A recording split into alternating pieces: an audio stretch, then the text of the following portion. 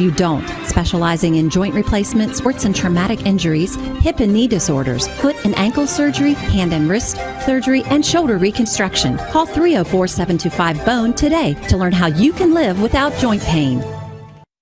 My kids, you know I want the best for you, don't you? We need to have a conversation. End-of-life planning is no one's favorite discussion, but the relief of having everything in place when the hour of need arrives is a gift. Give it to your family. Plan ahead with us. Brown Funeral Homes, a leading provider of cremations, invites you to explore the many flexible options of cremation. From environmental considerations to the benefit of greatly reduced cost, it may be the perfect answer for your family. Online at brownfuneralhomeswv.com. Brown Funeral Homes, here for you.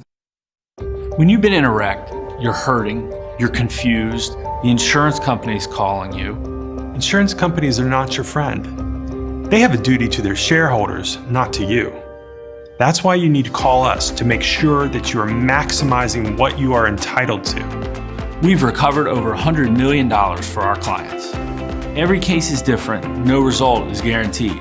But one thing's for sure, we'll treat you like family.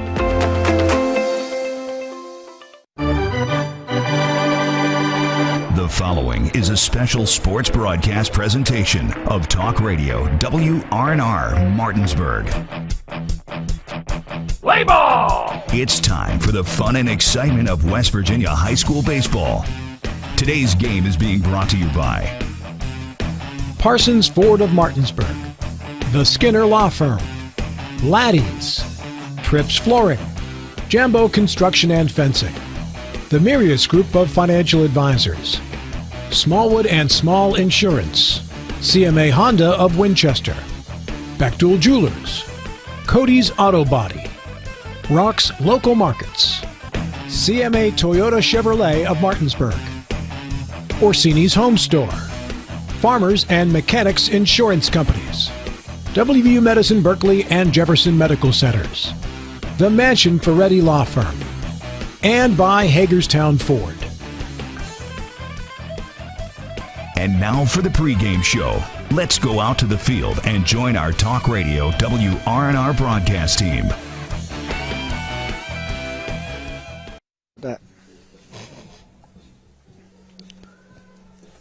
Good afternoon, everyone, and welcome out to Musselman High School as we get you set for opening day in the Eastern Panhandle Athletic Conference high school baseball season as the Musselman Applemen welcome in Lightridge, the Bolts out of Virginia, here to Musselman High School. Nick Verzolini alongside me, Trip Tobin and Spencer Dupuis.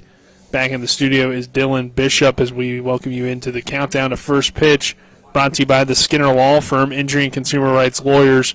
Call 304-245-6613 or go to skinnerfirm.com.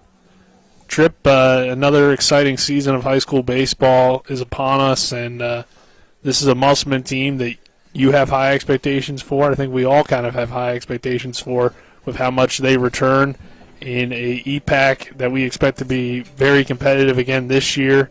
And we get a first glimpse here at the Musselman Applemen here tonight. Excited to be back with you for high school baseball season. Oh yeah, we just couldn't wait. It felt we got that warm spell there in February, and everybody got cabin fever. But it's a little cold out tonight, but we're here and we're excited. We're excited to see this Musselman team, what they can do. We heard Coach Hartman on the show talk about how he was excited to get this season started, and we talk about the guys that are returning.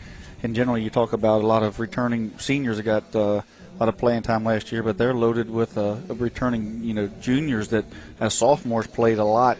When you look at Cohen, Rutherford, Jason Myers, and Kyle Lohr, and I mean and Taryn Boers as a sophomore last year, or as a freshman, as a sophomore now. So not only do they have an experienced senior class that's 2 and 3 year starters, but they also have guys that returned a lot of varsity innings last year as well, in the underclass.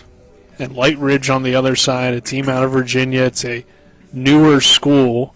They only won 6 games a season ago, but have some talent on that roster, including their catcher, who's committed to Virginia, but he's not the only one that's expected to be playing at the next level. He's also a sophomore.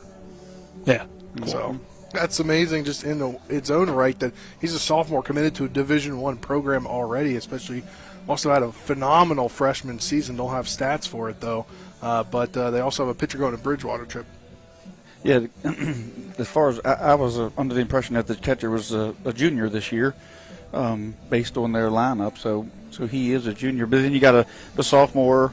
You got the senior Jacob Parker who's going to the University of Eastern Shore, Maryland, and you have the pitcher Liam Moriarty is a senior, and he's going to Bridgewater this year. So they do have 3 young men that are moving on to play baseball at the next level.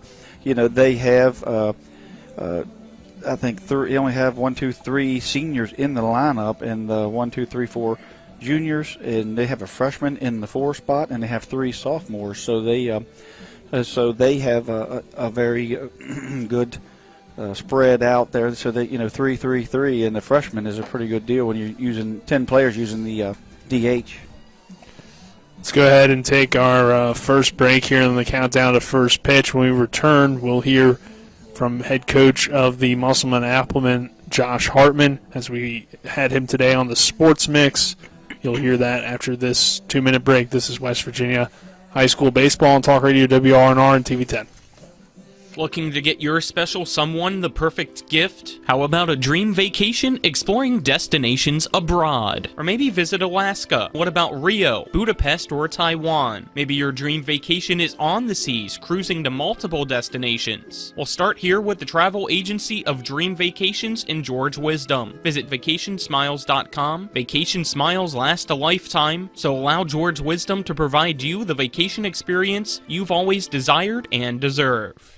Looking for some nightlife? Then look no further. Laddie's Bar and Grill has a full bar and kitchen, pool table, and entertainment with great food at affordable prices. You can dine in or carry out by calling us at 304-263-5233. Laddie's is open Monday through Saturdays from 8 a.m. to 3 a.m. and Sundays from 10 a.m. to 3 a.m. We serve breakfast all day long, and our lunch and dinner specials are posted every day on our Facebook page. So stop on in to Laddie's Bar and Grill, located at 107 Lutz Avenue in Martinsburg. Jambo Construction and Fencing Company, LLC, is a veteran-owned and operated company right here in the Eastern Panhandle of West Virginia that specializes in decks, fencing, and hardscaping. Find us on Facebook at Jambo Construction and Fencing to see more of the projects we've completed. For a free estimate, you can call Bo Bartley at 304-268-5452 or Jamie Gall at 304-279-5053. We are licensed and insured in the state of West Virginia, and as Martinsburg alums, we say, go Bulldogs. Remember when you were a little kid and saw your first deer? Oh, how cute. As an adult, maybe you've had a different experience. Where'd that come from? Bambi mess up your dream machine? Call Cody's Auto Body today at 304-901-4777 and get the work done right the first time. Cody's Auto Body, 851 Wilston Street in Martinsburg, has a team of auto body professionals with a lifetime of experience putting your ride back together again, regardless of how it got that way. Cody's Auto Body. Welcome back to the Skinner Law Firm Countdown to First Pitch. It's now time for the coaches' interviews brought to you by Laddie's Bar and Grill, located at 107 Lutz Avenue in Martinsburg. If you're looking for some fun nightlife and great food at affordable prices, then dine in at Laddie's or carry out by calling at 304-263-5233. We caught up with Musselman Applemen head coach Josh Hartman earlier today on the Sports Mix, so here's the interview. Well, now welcome to the program, the head coach for the Musselman Applemen baseball team, head coach Josh Hartman. And Coach, how you doing today? Couldn't be better. Opening day is like Christmas morning for me and these kids. I'm excited about today. I bet Lightridge coming to Inwood will be there for the game. The first pitch at 6 p.m. Coming back this year, your team's got a talking to Trip Tobin earlier in the week, and he thinks this is the EPAC preseason #1. But you guys return a lot of your pitching staff and a lot of your position players. Yeah, thanks, Trip. That's a big target on my back. I hope we can live up to those expectations. Yeah, but we do. We have a good returning nucleus, great senior class, great junior class, and we haven't done anything yet. So hopefully today we can start out and play well and hopefully get that first W of the season. Coach, of those guys returning, who has stood out to you as some leaders for this year's team? Definitely, I could start with like 3 of my top seniors there. Dylan Stevens, obviously, just his presence alone is his leadership that he brings, his mound presence, his leadership that he has in the clubhouse and on the field. Baden's another one, same thing. You can say the exact same words with him. just mound presence, leadership on the field as well. And they're just great teammates, and probably even better now that everybody's really good friends with each other.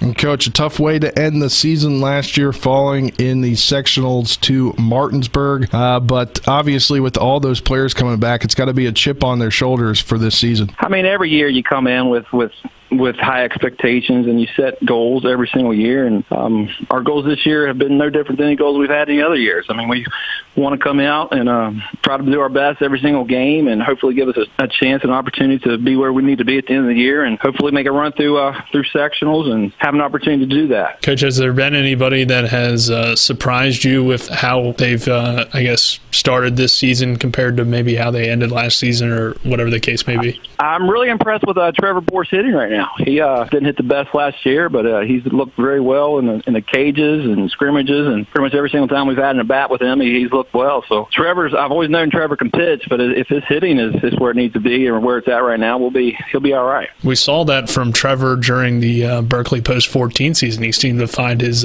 bat. So for him, a guy that not only pitches well, like you said, but can hopefully add some offense to his game, how big do you think that will be for your team? Anytime you can put a lineup out there, if you can hit 1 through 9, I like my chances. And right now, I think I'm about Trevor probably third in the lineup tonight. So we'll see what he does when he's up there. So if we can hit 1 through 9, I'm very happy with that. And Coach, who's a guy on your team that is maybe a younger guy that's not really known that you think could make a big impact this season? I mean, my juniors definitely. You guys all know them, of course, with Jason Myers and Cohen Rutherford. I'm going to give Cohen the start tonight.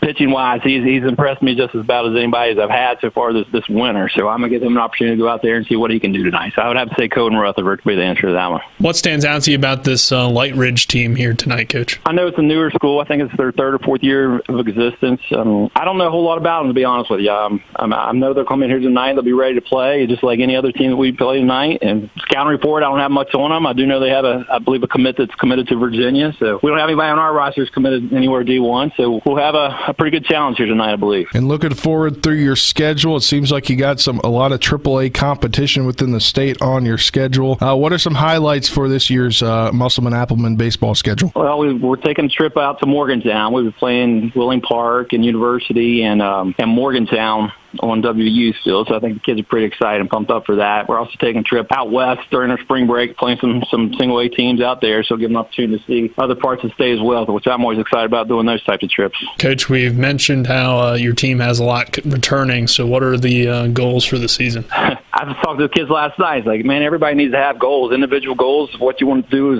an individual player. What do you want to achieve every single time you go out? Team goals, what are those goals? There's no doubt we're trying to compete for sectional championships, and hopefully can put a product out on the field and be able to compete with that, get over the top here one of these days. And Coach, you talk about baseball in the EPAC. It's very competitive, and you think about all the other teams, but it seems like your team has the most coming back, along with Hedgesville and maybe Washington. How do you think that could potentially turn the tides this year compared to the last couple of years, where it seems like Martinsburg and Jefferson have been key leaders just based upon who they had coming back? I mean, sure, anytime you lose senior class is a tough on anybody, but when you talk about EPAC baseball, if Martinsburg and Jefferson aren't mentioned in the conversation as being the top dogs of that, something's up. So until one of those schools like us can knock them off, so Martinsburg and Jefferson are the teams to beat around here. I think we'll give everybody an opportunity and a shot. Hopefully we can be there and compete with those guys and be where we want to be at the end of the year. That was Musselman head baseball coach Josh Hartman. That was the coach's interview brought to you by Laddie's Bar and Grill, located at 107 Lutz Avenue in Martinsburg. If you're looking for some fun nightlife and great food at affordable prices, then dine in at Laddie's or carry out by calling them at 304-263-5233. That'll do it for this part of the Skinner Law Firm countdown to first pitch. We come back after this 2-minute break. We'll be back out at Applemen Park. You're tuned in to EPAC Baseball on Talk Radio WRNR and TV10. Not sure where to go or who to trust with your flooring project? And start with Trips Flooring, proudly serving the area for more than 25 years, specializing in floor sanding and refinishing, along with installation of new flooring, including hardwood, tile, vinyl, laminate, carpet, and the hottest trend in flooring, luxury vinyl, tile, and luxury vinyl plank. Are you on a budget? Check out their warehouse, cash and carry, or call 304-229-7009, or visit them online at tripsfloorsanding.com.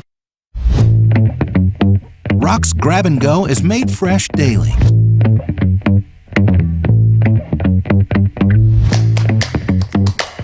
Grab and Go, now available at Rock's. Rock's Local Market. Rock's Grab and Go is made fresh daily.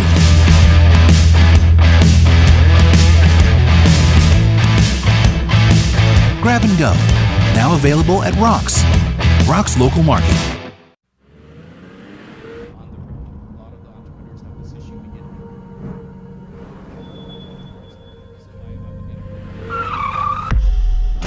You've been in an accident. A distracted driver put texting over safety. Your injuries, loss of income, and medical bills can last a long time, even a lifetime. Our job is to try and secure justice that will protect you and your family for the rest of your life. Mansion Ferretti, when you need justice.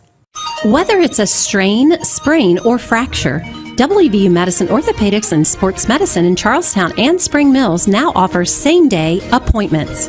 No referral is needed unless required by your insurance carrier.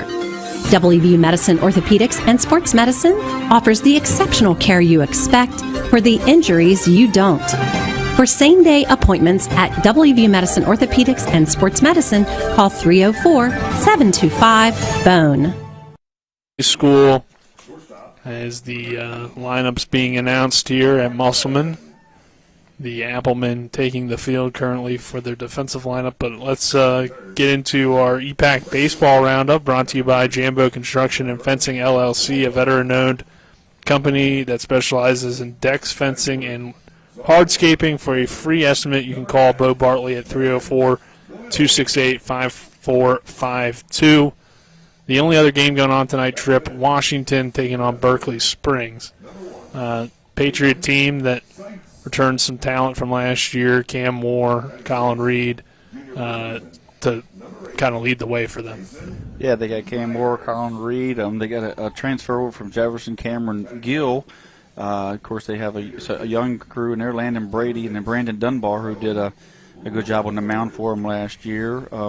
So they did add some young talent to the varsity team this year, and they certainly bring some back with Brad Smetic also coming off injury last year. Didn't quite have the season he wanted, so we're looking forward to seeing him have an injury-free season, what he can do down there. But probably, look at Josh McCarthy in the middle, Brandon Dunbar playing in the middle there and pitching, and then Cam and Colin being the senior leaders down there this year. Let's get into our starting lineups, brought to you by Trips Flooring. Not sure where to go or who to trust with your flooring needs? Call Trips Flooring at 304-279-7009 or online at tripsfloorsanding.com.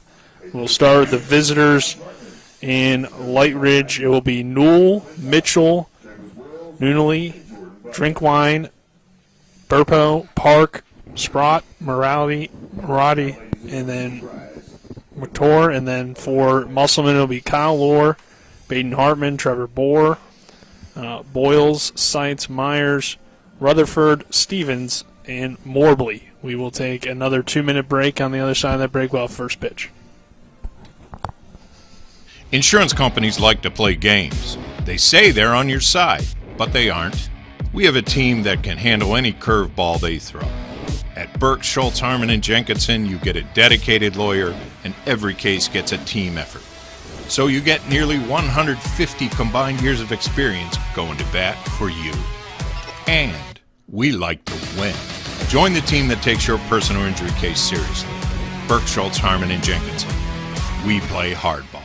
Looking to get your special someone the perfect gift? How about a dream vacation exploring destinations abroad? Or maybe visit Alaska? What about Rio, Budapest, or Taiwan? Maybe your dream vacation is on the seas, cruising to multiple destinations. Well, start here with the travel agency of Dream Vacations in George Wisdom. Visit vacationsmiles.com. Vacation Smiles last a lifetime, so allow George Wisdom to provide you the vacation experience you've always desired and deserve. With 4 new car dealerships and 4 used car dealerships in 3 states, Parsons is the largest used car and fastest growing new car dealer in the tri-state area. Take Parsons Ford with huge savings on hundreds of new Fords, financing from 0%, Parsons' goal of financing for all, and Parsons' famous above-market trade-in allowances that help make Parsons #1 for used cars too. See why so many won't buy anywhere but Parsons Ford in Martinsburg. We became #1 by making you #1 first. Parsons. The Palace Lounge in Martinsburg is the place to be. Join us every night to relax and enjoy football or basketball games featuring either the Martinsburg Bulldogs, Shepherd University Rams, or West Virginia Mountaineers. We will have steak night every Wednesday, trip nights every Thursday, and now taco and margarita nights every Tuesday. You can find us on Facebook or call 304-267-7520. The Palace Lounge is located at 1350 Edwin Miller Boulevard in Martinsburg. High School, it's opening day, and we got Musselman taking on Lightridge here today. It's first pitch coming up here in just a moment, brought to you by CMA Chevy of Martinsburg. Make your way to CMA Chevrolet of Martinsburg on Foxcroft Avenue today for quality vehicles, a friendly team, and professional service at every step of the way. Chevy, finding new roads. Applemen going to pitch Cohen Rutherford today. A guy that we saw last season have some strong outings, particularly toward the end of the year. In the game against Martinsburg, he had a no-hitter going for quite some time that I remember last year, Trip, and a young guy getting the opening day start. Yeah, Cohen, come in, he's sort of, sometimes he gets, I don't want to say he gets forgotten or maybe a little overshadowed by some of these guys that we hear a lot about that are a little outspoken, but certainly guy comes in quietly, does his job, does a great job on his shortstop for them last year. Certainly earned his spot here on the mound today. Speaking with Coach Hartman today at Trevor Bohr signings, that he's thrown as well as anybody in his outings and in his scrimmages and his bullpen. So, he's earned that start, and today he's a day one starter. So Newell will lead things off for Lightridge. Junior center fielder, batting from the left side. First pitch is inside for a ball. The Musselman Applemen coming out in the green jerseys with the red sleeves, green hat, white pants. A little pinstripe, isn't it? Looks like it, yeah. Next pitch is in there for a called strike, 1-1 count here on Newell. Wearing number 9 in the black jerseys with the blue numbers and the blue pants. This one pitched low below the knees for ball 2. 2-1 count here on Newell. Cohen showing the curveball early in the count on the 1-1 count. 2-1 is fouled away, even things up here at 2 balls and 2 strikes. Newell's athletic-looking fellow there. Looks like he run the bases pretty well. Good bleed off. Short, quick swing. The 2-2 is a called strike 3 on the outside corner, and Rutherford starts things off right with a strikeout. Looking. If you're going to start off your season, you might as well start out with a strikeout, Trip. Strikeout looking even. That's what you like. Freeze them. That was just a fastball that I guess Newell thought might have been up and out a little bit, but C.L. Baker thought otherwise here in the home plate umpire there. Giving him the outside corner again as Mitchell takes for strike 1. Next pitch from Rutherford as he kicks the leg, and it's a swing and a miss for strike 2. Might have got a piece of it. Mitchell wearing number 8, sophomore, playing second base tonight, batting from the right side.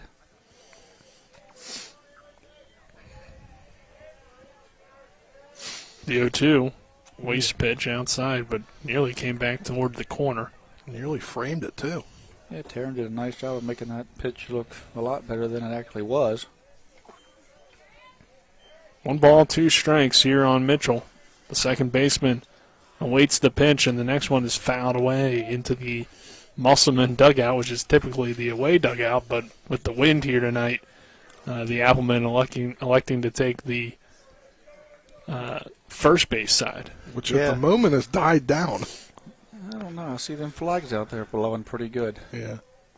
But it was pretty extreme wind, as that one's outside for a ball. Died down compared to what it was. We'll give you that. Yeah, they opted to go in the first base dugout. If you show up here tonight and you look on the third base side, you're going to see the black and the blue jerseys, not the green and the reds. The next pitch is a called strike 3. Back-to-back strikeouts from Rutherford, freezing the Lightridge batters. A very similar pitch that Newell took for strike 3, except on the right-hander batter box, up and out. If you want to say anything negative about it, it wasn't right down the middle, but certainly a strike from where we're standing. So, and either they're going to, Lightridge is going to have to get used to C.L. Baker's strike zone, or Rutherford is exploiting it. So they have to make some adjustments here. That first pitch here misses low for ball 1 to Nunnally. Nunnally's headed to the University of Virginia. He's a D1 commit, catching tonight. So only a junior. And it's pretty obvious that Musselman's being kind of careful with him, start him low and inside, then go low and outside. So 2-0 count here. We mentioned the weather, the wind picking up here throughout the evening. 47 degrees and sunny, though, to begin things. Our weather is brought to you by CMA's Toyota of Martinsburg on Foxcroft Avenue, home of the lifetime limited powertrain warranty with every new vehicle that we sell at no additional cost to you. So they walk Nunnally, the number 3 hitter in the lineup, and the Virginia commit reaches, I believe, 4 pitches there. So yeah, I don't think they were trying to put anything able to get hit anywhere to him. Right? I mean, a UVA commit there. You got 2 outs and the catcher on first, but we're not seeing any runner, so he must be able to really run. And he takes off here. Pitch misses high. The throw down not in time, and Nunnally steals second. There's the answer to your question there, Troop. Well, that's D1 speed. Yeah. Yeah, there was no chance for Taryn Boyles there. He got a good jump on Rutherford, and that speed was no match for Musselman's battery here. Drinkwine to the plate, the number 4 hitter, and he fouls that one away. So all of a sudden, despite 2 strikeouts to begin the inning, Lightridge has a chance to score if a runner on second and 2 down. Drinkwine's a freshman, but by far the tallest kid we've seen in the batter's box yet. So freshman with a lot of size, wearing number 10, batting from the right side. And obviously they trust him, put him in the 4-hole for his first game at the varsity level. He's got the size for it, that's for sure. 2-1 count here on Drinkwine. Nunnally takes his lead off second base. Rutherford checks the runner and now delivers the 2-1, and it misses a little bit high for ball 3. It's a borderline pitch that Rutherford may or may not have gotten there. You know, could have been down a little bit on Nunnally on Noel and Mitchell, but he's using that outside up pitch. Next pitch misses low and outside for ball 4. So it's back-to-back walks after back-to-back strikeouts to begin the inning. Burpo will come to the plate, the shortstop. 8 of 9 pitches were last eight of the 9 are balls, I believe, right? Yeah. A 4-pitch walk and then a 3-1 walk. Rutherford starts Burpo with a called strike at the knees. And for those at home that aren't watching on the channel, I mean, those pitches, I say that, but they weren't, out of the strike zone by much. Then 0-1, is outside for ball 1. 1-1 count here on the shortstop Bopo. So 2 on for the Lightridge Bolts. Runners on first and second. With 2 outs here in the top half of the first inning. Rutherford's next pitch is a swing and a miss for strike 2. Yeah, curveball there. It started on the middle of the plate, broke out, and Burpo hacked at it. Burpo's a sophomore, so you have your 4 and 5 hitters are a freshman and a sophomore here for Lightridge. Rutherford on 1-2 with 2 down. It's hit down the first base line, but foul into the bullpen area.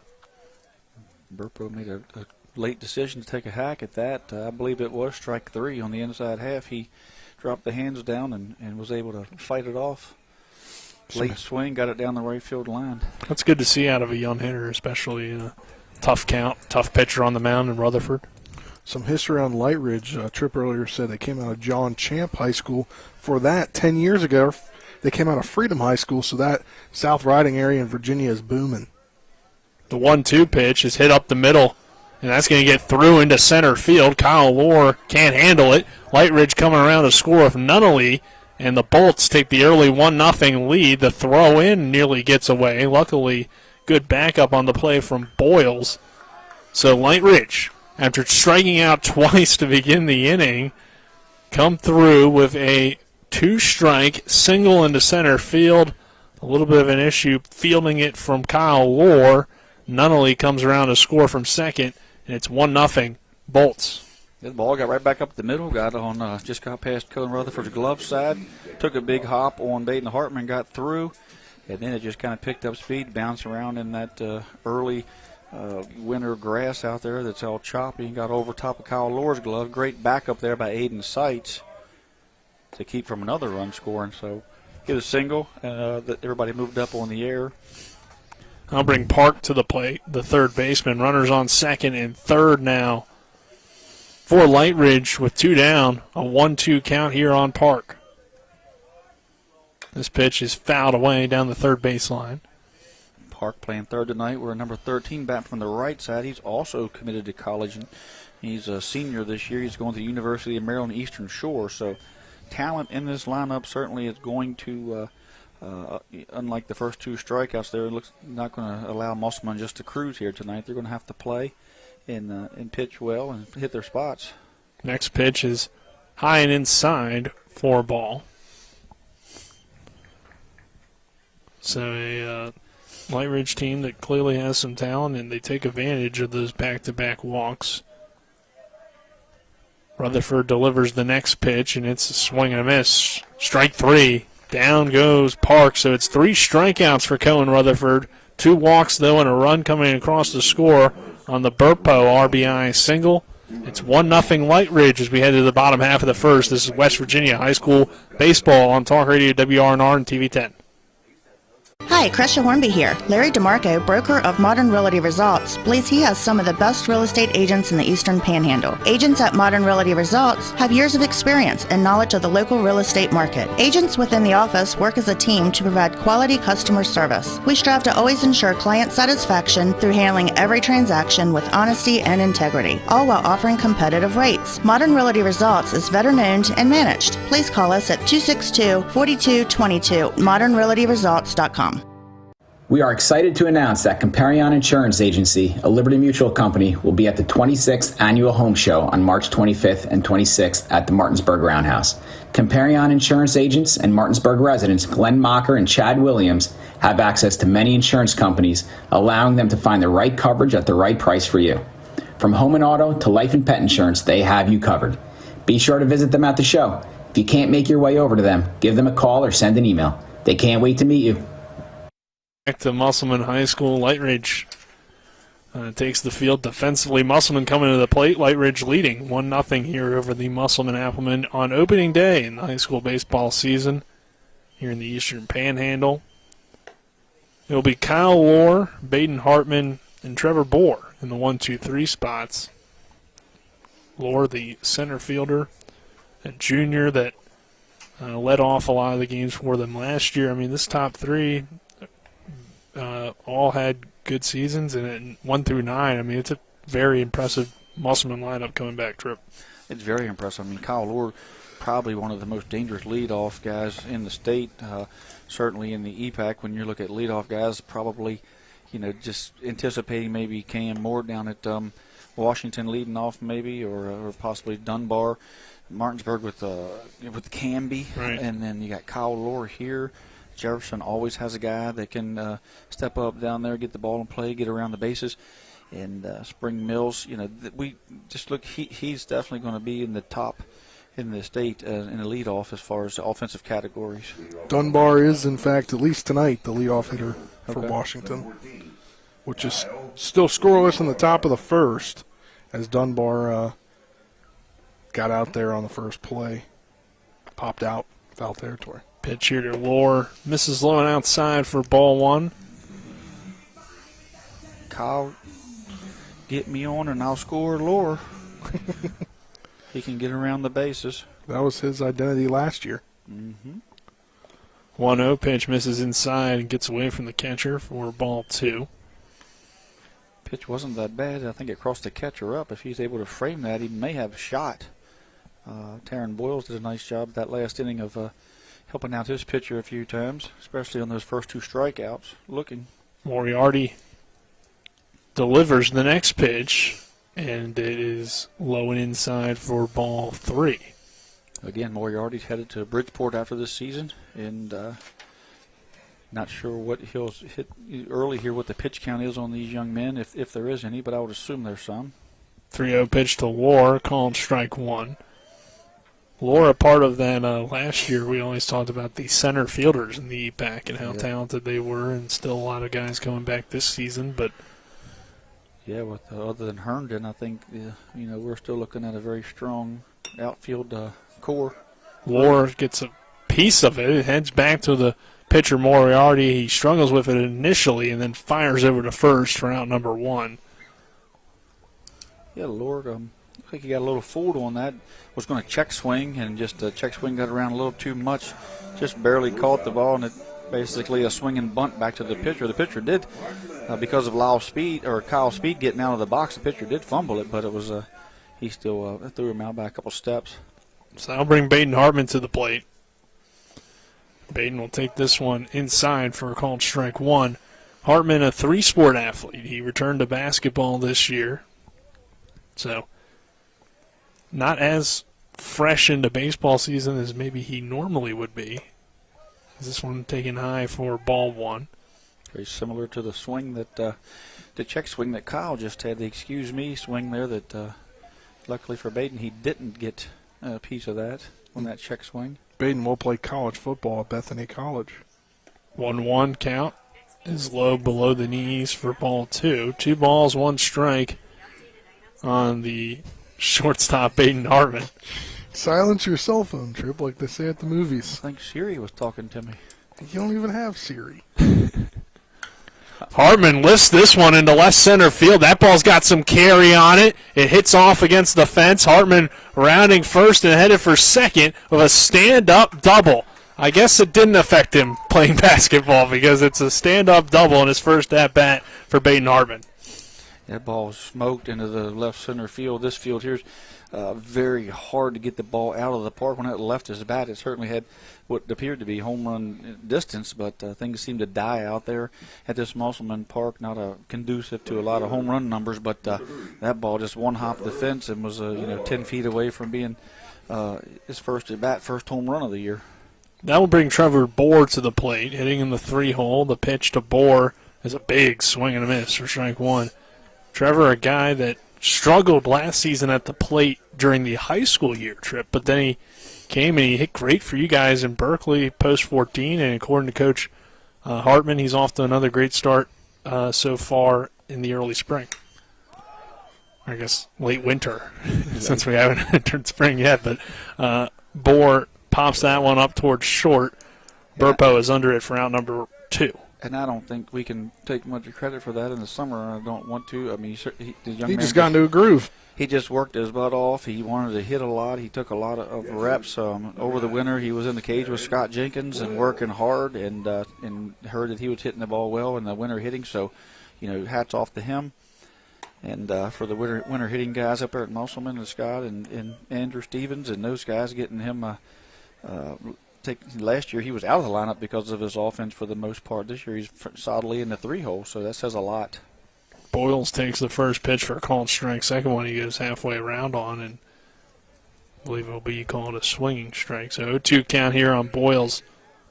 And Trevor also had a really good season for you guys on the mound. I think he threw, if I'm remembering correctly, he threw the most innings for you guys. Yeah, he threw the most innings last year in the summer. 0-2 count here, and this one got a piece of it, poked down the first base line, but it will head foul on the Boyles swing. So Hartman standing on second base after the 1-out double. 2 down here in the inning. Bottom half of the first, Lightridge leading Musselman 1-0 here at Musselman High School.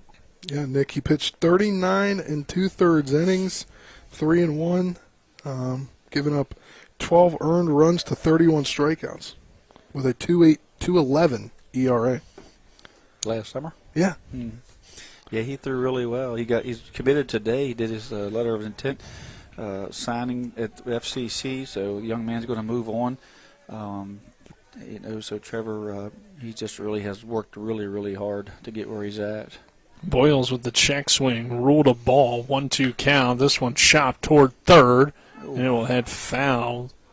Could have been trouble there for Park, but luckily for Lightridge, it did not hit the bag down there at third.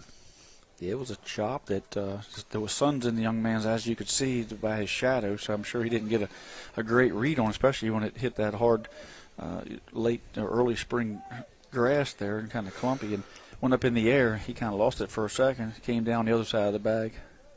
So 1-2 count as Boyles, the catcher, battling at the plate for Musselman. A big swing and a miss, strike 3 to end the inning. Musselman stranding Hartman at second base. We'll head to the top of the second. Our score, Lightridge 1, Musselman nothing. This is West Virginia High School Baseball on Talk Radio WRNR and TV 10. Hi, Crescia Hornby here. Larry DeMarco, broker of Modern Realty Results, believes he has some of the best real estate agents in the Eastern Panhandle. Agents at Modern Realty Results have years of experience and knowledge of the local real estate market. Agents within the office work as a team to provide quality customer service. We strive to always ensure client satisfaction through handling every transaction with honesty and integrity, all while offering competitive rates. Modern Realty Results is veteran-owned and managed. Please call us at 262-4222, modernrealtyresults.com. We are excited to announce that Comparion Insurance Agency, a Liberty Mutual company, will be at the 26th Annual Home Show on March 25th and 26th at the Martinsburg Roundhouse. Comparion Insurance agents and Martinsburg residents Glenn Mocker and Chad Williams have access to many insurance companies, allowing them to find the right coverage at the right price for you. From home and auto to life and pet insurance, they have you covered. Be sure to visit them at the show. If you can't make your way over to them, give them a call or send an email. They can't wait to meet you. Musselman, Lightridge leading Musselman here 1-0. Opening day, West Virginia High School baseball season here in the EPAC. Coming to the plate for Lightridge, Sport Moriarty and Martor. Yeah, update from Washington's game at Berkeley Springs. Currently up 3-0 in the top of the first inning, with one out, a runner on second base. Runs came from a double from Cam Moore and a single from Earl. Rutherford on the mound here for Musselman. Started the game with back-to-back strikeouts looking before a pair of walks and then an RBI single from Burpo. Allowed Lightridge to take that lead. He ends the inning with another strikeout. So there's 3 strikeouts already for Rutherford. He starts here with a pitch that misses for a ball. This one popped up foul and heading out of play. Already some activity out there in the Musselman bullpen. With Hartman's speed and his ability to pitch, play shortstop, and hit, certainly has to be an early season running for the EPAC Player of the Year, if I could just make that prediction. I thought you were saying for a second because he had that double that he's the leader right now if we were to vote today. If we voted today, but Cam Moore got a double, but it drove in 2 runs. Yeah. True. Competition's high already. 1-2 pitch. That one bounces in front of the plate. Another young man that could certainly put crazy numbers up, as well as Colin Reed down there. Yeah, it's a talented conference. So many guys committed or going to commit to play either high school baseball or for Baden's sake. High school or college football, I should say, or college baseball. That one fouled away. 2 balls, 2 count, 2 strikes count. Go to college and do something. And a lot of that coming from their exposure in the summer with Post 14. Well, a lot of it, but also they're smart. They went to the visits and did things they needed to do to get themselves seen and get themselves signed. It's part of a portfolio you have to do. So 2-2, and the pitch from Rutherford, fouled down the first base line. The cue ball could have, one of those plays where it could possibly have kind of, the spin on it could have brought it back fair, but it stayed on the other side of the bag down there as Jason Myers picks it up and tosses it back in. Spratt takes this one high for ball 3, full count. Here on the designated hitter. Rutherford delivers the 3-2, and it's fouled away again. Good at-bat here to lead off the inning. I believe he swung at ball 4 there, but he wasn't taking any chances.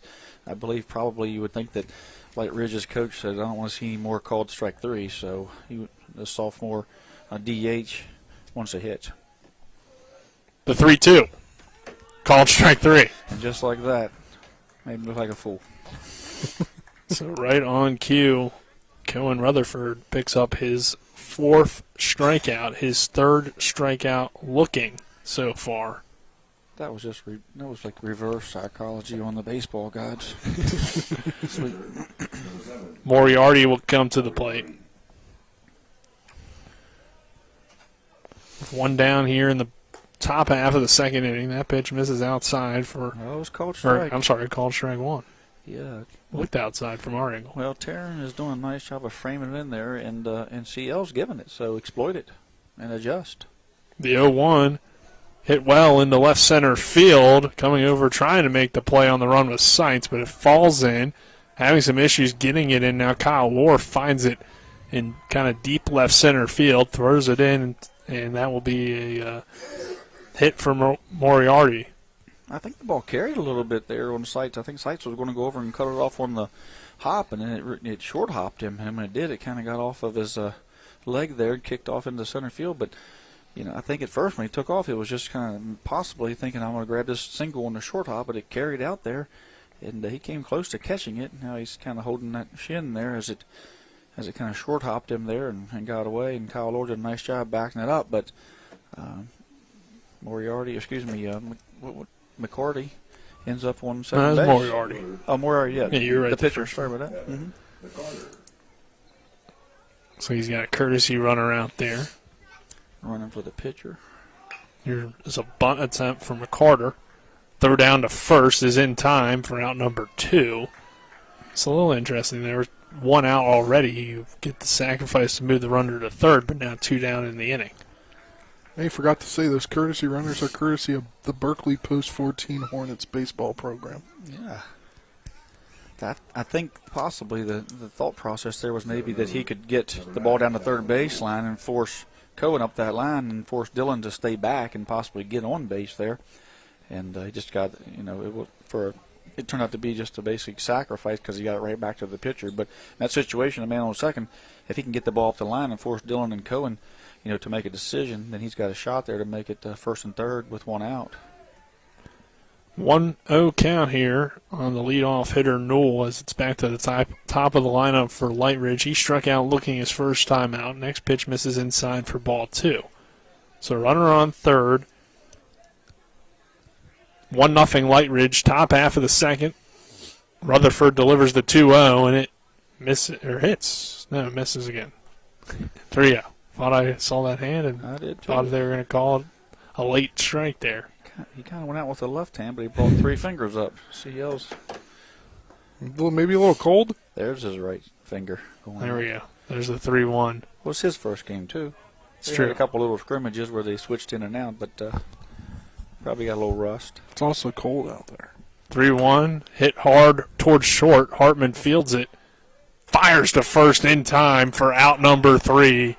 Very close play. Ball was hit hard, and Hartman did muff at a pinch, but that strong arm across the line. Looks like the third base coach is going to go over and have a talk with James Franklin over that call. Yeah, it looked like he might have got him by a half a step, but it was very close and tough to tell from where we are, obviously. But that will do it for the top half of the second. We'll head to the bottom of the second. 1-0 Lightridge.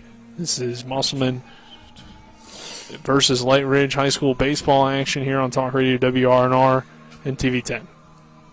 This is Eric at Hagerstown Ford. Over the last decade, the way we buy things have evolved. Now, you get on your phone, click Want It, and it shows up at your front door. At Hagerstown Ford, it is that convenient. We've changed the car buying experience on the I-81 corridor forever. And with a return policy better than Walmart, there's absolutely no reason to buy a new or used car, truck, or SUV anywhere else. Just like Amazon, Hagerstown Ford will deliver the vehicle to you, where you are, and on your time. And if you don't want it, return it. No questions asked. Why waste your time at a car dealership playing the dumb back-and-forth games? Besides, we hate it more than you do. I assure you, No dealership from Winchester, Virginia to Washington, D.C. will beat our price. No dealership from Chambersburg, Pennsylvania to Baltimore, Maryland will beat our price. And no other dealership will allow you to return it if you don't want it.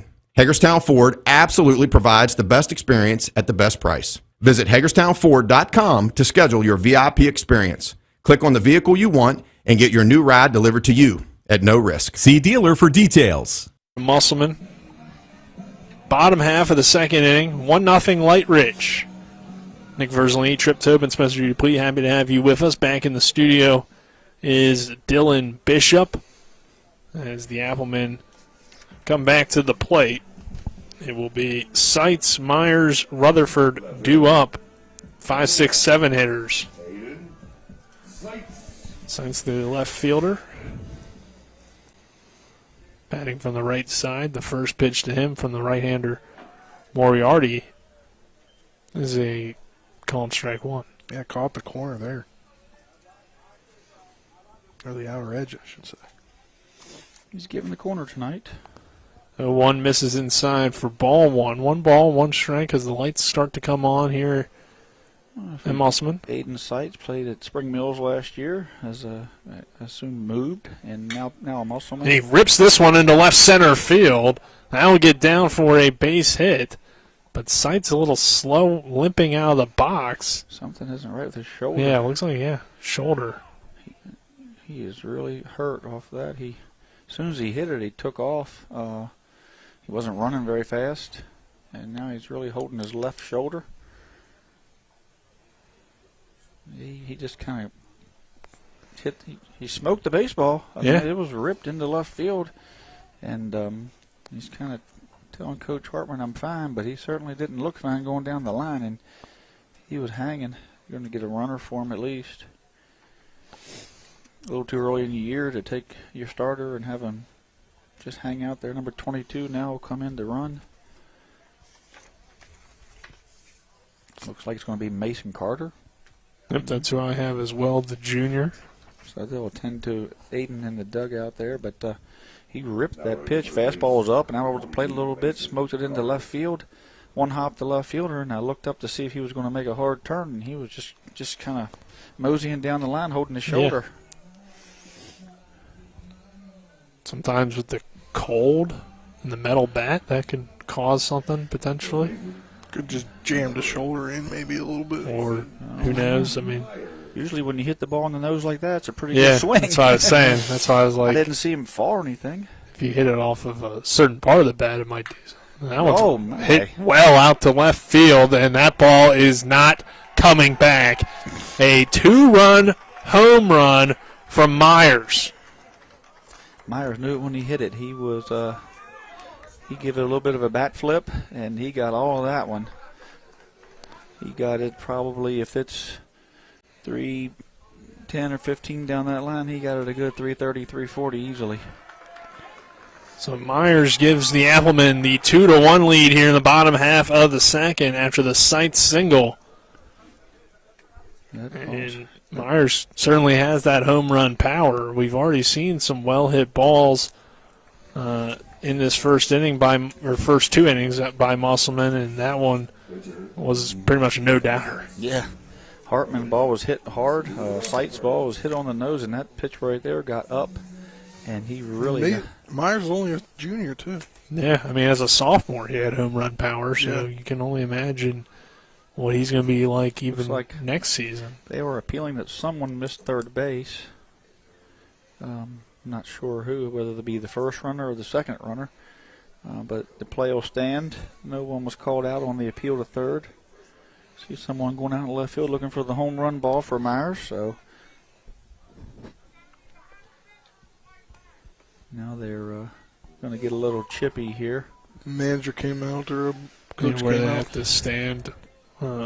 Says he has to be behind the fence as the manager come out. So right. Just add an insult to injury a little bit there. But that's a safety thing. Rutherford fouls this one off. You can wait a pitch or two after the home run before you tell the coach to get back in the... 2-1, Musselman leading Lightridge. The next pitch to Rutherford is low for a ball. 1 ball, 1 strike. No outs here in this bottom half of the second. Seitz with the single, Myers with the 2-run blast. The pitch here to Rutherford is hit hard on the ground, but foul down that third base line. I can tell you now that just from personal experience, if Myers gets confident and gets hot, he can really get hot. With the Boer feeling the confident batting up in the 3-hole, one of the things about Musselman last year was their offense was lacking at times. But if those guys, and strike 3 there on Cohen looking. It looked like a breaking ball, got him looking for strike 3, so he takes a taste of his own medicine with a strikeout looking. He should know where the strike zone's at. He's been exploiting it. Yeah, he has. But Myers and Seitz and Boer and Baden and Taryn and Kyle, Taryn was a EPAC Player of the Year last year, so, they do have potential, and here's a very good hitter batting in the 8th spot with Dylan Stevens. Yeah. Anytime you can bat Dylan Stevens 8th in your lineup and justify it, that's pretty good there. 1-0 count here on Stevens. Yep. Myers is batting 6th, and he's probably their best power hitter. This one I take in strike 1. 1 ball, 1 strike. Working that outside corner. C.L. Baker's been given, the corners here tonight, and maybe a ball or 2 off early here in the season to the pitchers. Pitch to Stevens here. Takes a healthy cut at it, and it's a strike 2 on him. Stevens headed off the Shepherd next year. Signed on the pitch up there and play. So good luck to that young man. It's a great program down there. I'll join a few EPAC players, former EPAC players. Yeah, we'll join Trey Sign, Trevor Sharp, Camion Gonzalez is down there, Brady Weaver's down there. Braden Stottlemeyer's down there, Zach Rose. So the list goes on. Shepherd's starting to really look at these young EPAC players. Why not? It's in their own backyard. The 2-2 is high for ball 3. 3 balls, 2 strikes, 1 out. 2-1. Musselman leading here against Lightridge. A Jason Myers 2-run home run, giving the Applemen the lead here in the bottom half of the second. The pitch to Stevens is hit hard into left field. That ball's got some carry, but tracking it down is McCarter out there in left for out number 2. Another hard hit ball, but just right at the left fielder there. Any other part of the field, that's a double, unless it's right at someone, because it had the top spin and the carry to get out there, but right at the left fielder. Score update from Washington at Berkeley Springs. The Patriots have broken that one open now 12-0 in the top of the first inning. Moberly, the number 9 hitter, will come to the plate, playing second here.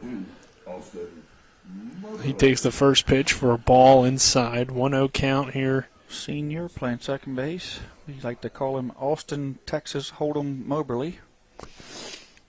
12 runs on 5 hits for the Patriots. The 1-0 to Moberly is fouled away. 1 ball, 1 strike.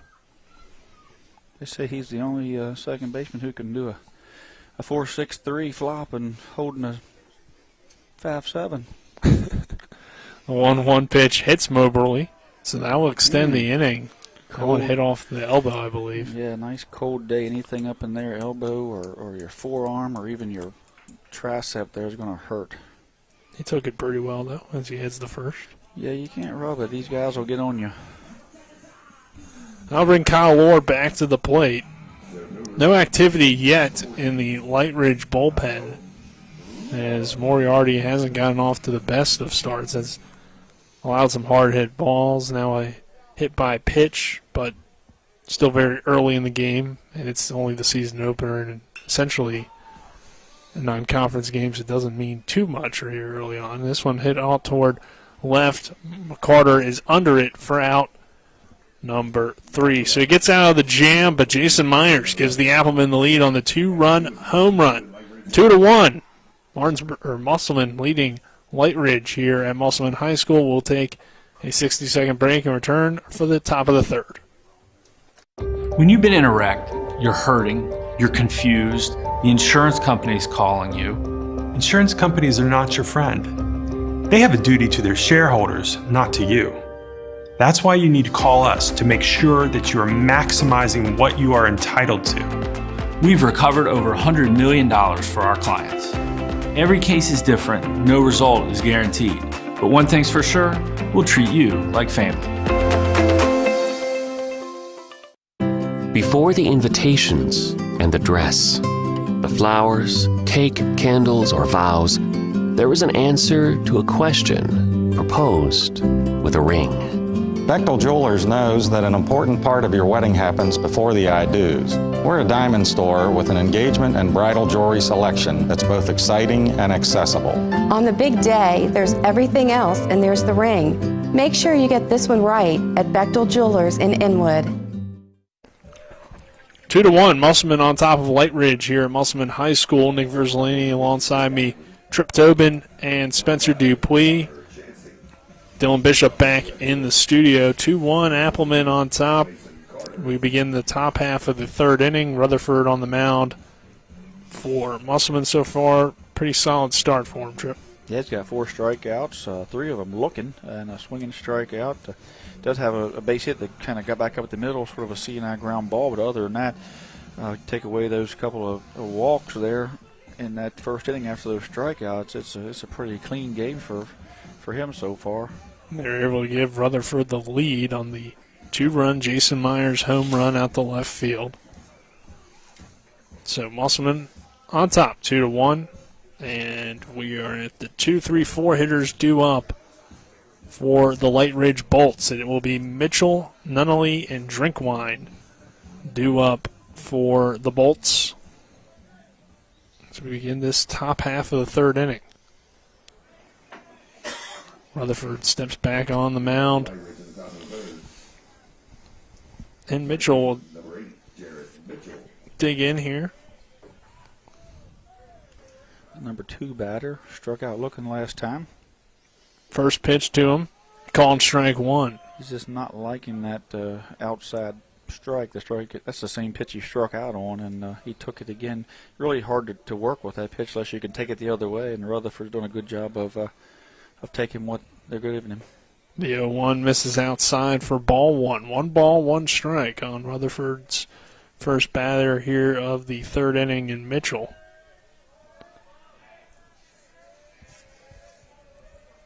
Jared Mitchell awaits this one, misses low for a ball. 2 balls, 1 strike.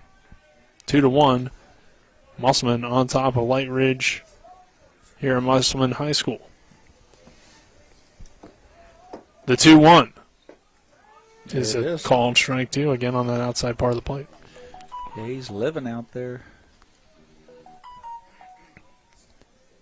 So count even at 2 balls and 2 strikes. Windy evening here at Musselman High School. The next pitch, check swing, low for ball 3. 3 balls, 2 strikes here on Mitchell.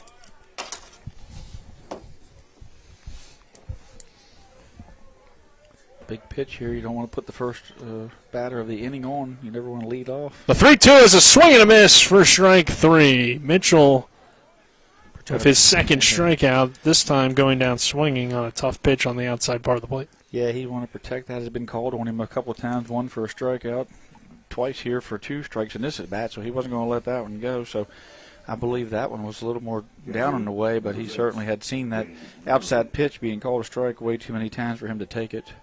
Not only the Virginia commit comes to the plate, he takes the first pitch low for ball 1. The Applemen gave up a 4-pitch walk to Nunnally in his first at-bat. Start him here with a ball as well. The 1-0 is a swing and a miss for strike 1. I believe that was some type of a changeup. A little something off speed. It wasn't a curveball, so he was way out in front of it. There was a timing issue there, so pitchers try to upset timing. Hitters try to time pitchers, or pitches. And Rutherford certainly upset his timing there. And did a good job of that on that pitch. And the next one misses a little low for ball 2. 2 balls, 1 strike here in the top half of the third inning, Our first game of the season. We will have Friday night, Hedgesville playing host to Martinsburg, our first EPAC game of the year. It's a 3-1 count here on Nunnally. The next week will be jam-packed with EPAC games. You get started quickly with the conference play in baseball opposed to basketball and football season. Yeah. This one walked them again. Inside for ball 4. Like we said off the air earlier, we're going to see 5 of the 6 EPAC teams before the end of the, I guess. Yeah. You think Rutherford throws over on the first pitch this time, or think he took off on the first right, pitch? Yeah. Probably a good time to at least throw over and let him know he's there and he can run. We haven't seen a throw over by either team so far. And he delivers the first pitch, misses outside for ball 1. Only 1 out this time, not 2 out, so maybe taking a little. Well, he's getting a bigger lead this time. Drinkwine walked his first time up. Rutherford this time throws over. Not in time. That's smart by Rutherford. Drinkwine had squared the bunt. Stevens come rolling in, and so didn't want Nunnally to get a great jump, maybe end up on third, so pulled over or threw over, pulled him back to the bag. 1 out in the inning. Drinkwine does square bunt again. Throw down. This time has a chance, but it bounces in front of the shortstop or the second baseman, Moberly, and Hartman is there to back it up. And sliding in safely was Nunnally. Yeah, it looks like Moberly was actually behind Nunnally. Moberly, needed to be a little more out in front of that bag, take that toss. Unless my depth perception is messed up, it appeared that he was in behind the runner. Like he got over late and not only that slid in front of him, which broke up any chance to catch the baseball from the catcher. It's a solid throw down, though, from Broyles that time. 1-1 count, missing low and outside. Broyles blocks. Nunnally's going to take third. So he slides in safely on the wild pitch. Ball's down the dirt. Broyles did block it right back in front of him. He just couldn't find it. He did everything right, except he turned over his right shoulder looking for it, but he actually blocked it right back in the front. If he picks it up there, I believe Nunnally just holds. 2-1 count, 1 out in the inning, and a chopper down the third baseline. That would go foul. Good play by the third base coach there in foul territory. Lightridge has got the tying run. 60 feet away. Maybe 90. 90. His Little League would be 60. 2-2. We got the pitcher 60 feet away. 6 inches. 60 feet, 6 inches. 1 down here in the inning. The pitch from Rutherford. Misses. That's just missed on the outside part, and that's been a pitch that we've seen called a strike. Full count now. New pitcher. Oh, yeah. On Drinkwine. Chansey. Wow. That one hit into left field. Going back. It's carrying, and that gets over the glove of Seitz, hits against the wall. Lightridge will tie things up at 2, and all the way to third goes the runner, Drinkwine. Drinkwine, the freshman, in a solid triple off the wall out here at Musselman. We do have to tell you that we had a pitching change. We didn't quite recognize it. Looks like Connor Chansey's pitching this inning. And Connor Chansey, this junior. Yeah. Our pitching changes are brought to you by Smallwood and Small Insurance in Martinsburg, your total insurance solution at 121 Administrative Drive. Call 304-263-3361. So Chansey got the sophomore Mitchells who strike out, walked Nunnally, and then give up a triple here so far to the freshman. So we're back to Nunnally and Drinkwine just changed places on third, so we're back to third with them 1 out. Tie ball game. Now we have the go-ahead run 90 feet away. As the new pitcher stands 60 feet 6 inches away. So, we'll see what they did with, I guess, Rutherford. He could move to DH, right? So, since he was hitting for himself. Yeah, he could. He could be hitting now for Chauncey. We'll see. 2-0 count here, and this one misses. Low for ball 3. So 3-0 count, a runner on third. Early season, you don't want to use your pitch count too much here. And we saw the early activity in the Musselman bullpen, and now Chansey getting an opportunity here to pitch. A little talk from his catcher Broyles with a runner on third, just 1 down. And a 3-0 count here on Burpo. Yeah, and, you talk about it being the early season. Are they on a pitch count or are they not? But it also, the fact is, Musselman has 4 games between right now and Monday. Then they play Tuesday, Wednesday as well of next week. So within the next week, they're playing 6 games. 3-0 misses low for ball 4. So runners on the corners, 1 down here in the top half of the third. And Lightridge third inning as they've tied the game here at 2. Tied the game 2, got men on first and second. They're away. And third inning here. They look for some runners to be moving here. Park to the plate. He struck out his first time swinging. The pitch to him here is a called strike, and the runner will take off. No throw from Broyles. And it's taking second easily there was Burpo.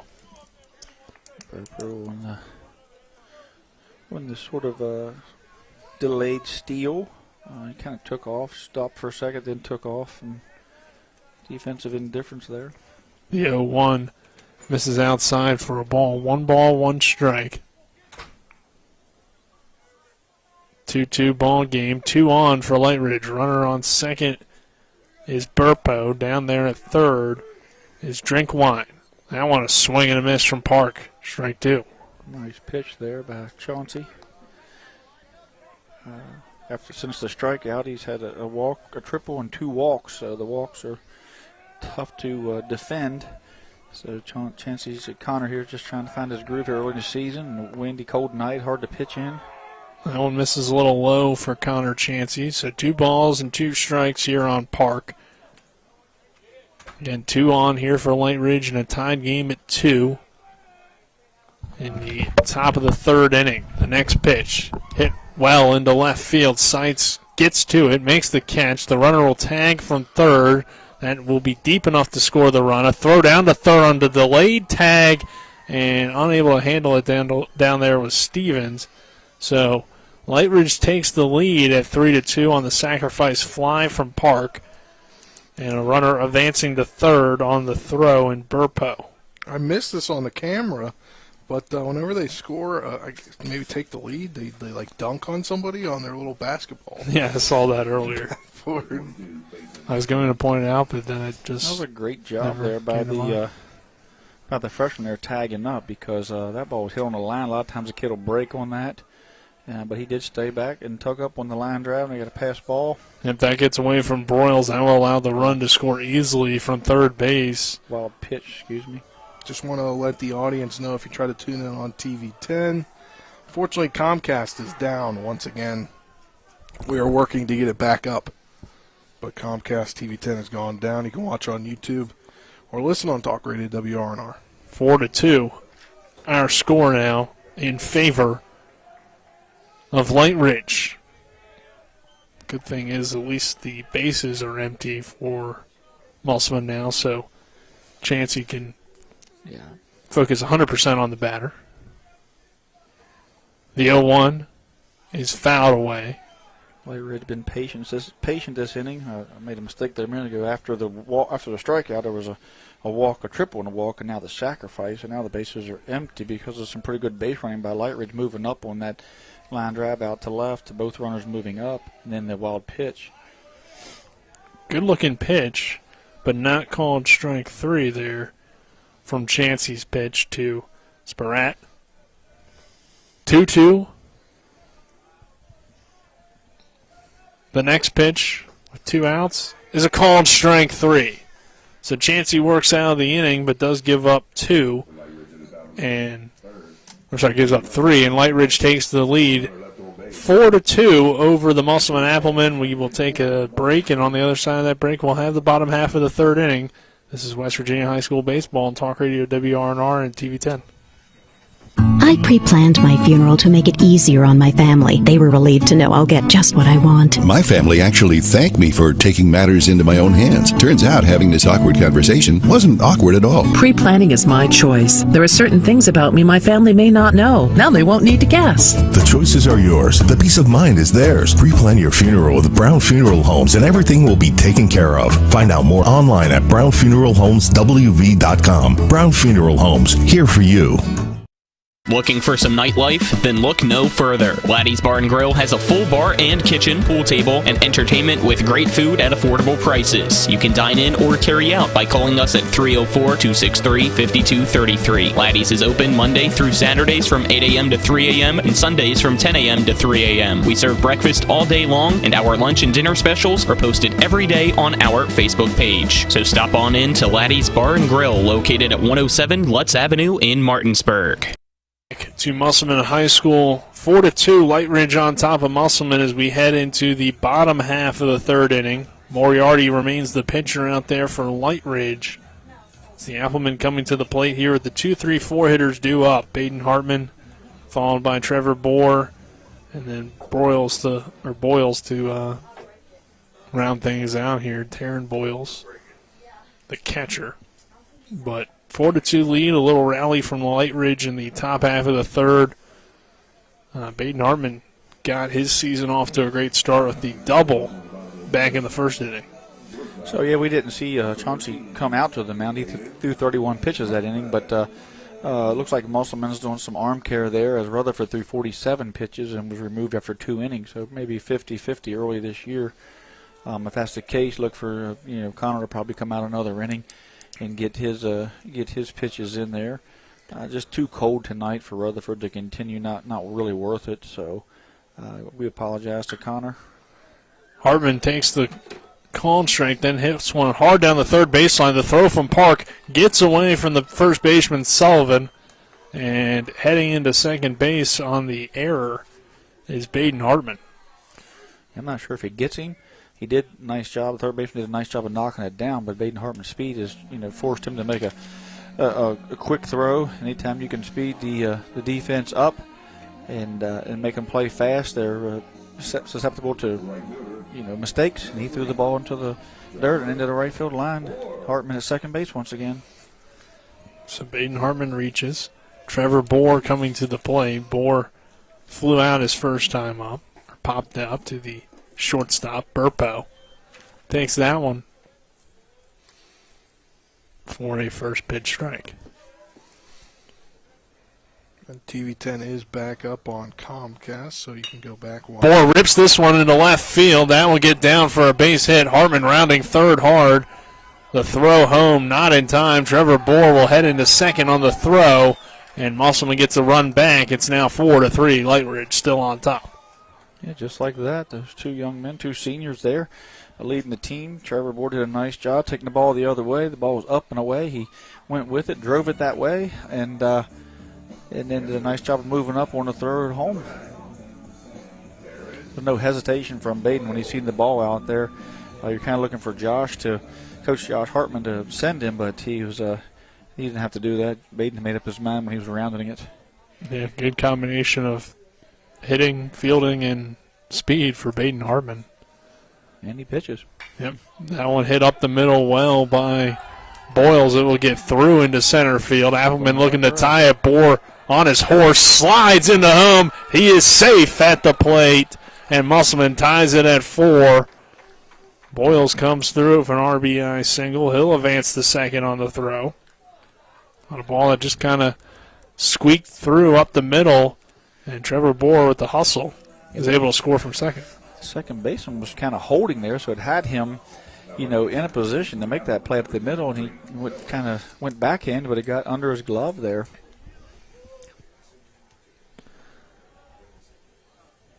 So I will bring Mason Carter to the plate. So Carter must have replaced Seitz in left when he left earlier. And he is not okay, or at least not okay to continue. Yeah, something's jammed up on that shoulder after that swing for sure. So he was in left last half inning when we had kind of that well-hit ball. That was a tough read out there and left that allowed Drinkwine to go to third on one that he might have been able to read or might have been able to get to, but it was definitely a well-hit ball. So Carter now in for Seitz, hitting here in the left fielder spot number 5, a runner on second base, and a 1-0 count here on Mason Carter. And he will take that one for a called strike on the outside part of the plate. Yep. The batters don't like it, but that's where the strike zone's been, so they're going to have to adjust and know that the ball, a ball or ball and a half off the plate is going to be a strike here tonight with C.L. Baker. We are tied at 4. And this one lifted into shallow right field, heading foul, a sliding attempt from Sullivan out there in the bullpen area, and that was a great attempt by him. I never thought he can't quite get to it, but yeah, great off over his back shoulder and dove. Looks like Baden Hartman is tossing out there in the bullpen. Mm-hmm. So may call on him here soon. 1-2 count, no outs, 4-4 our score. Boyle's on second base. And the pitch to Carter, a called strike 3. Tough spot. So Carter goes down looking for the first out of the inning. I'll bring Jason Myers, the man who got the Applemen on the board with the 2-run home run back in the second inning. He comes to the plate here in the bottom half of the third. Myers takes that first one high and inside for ball 1.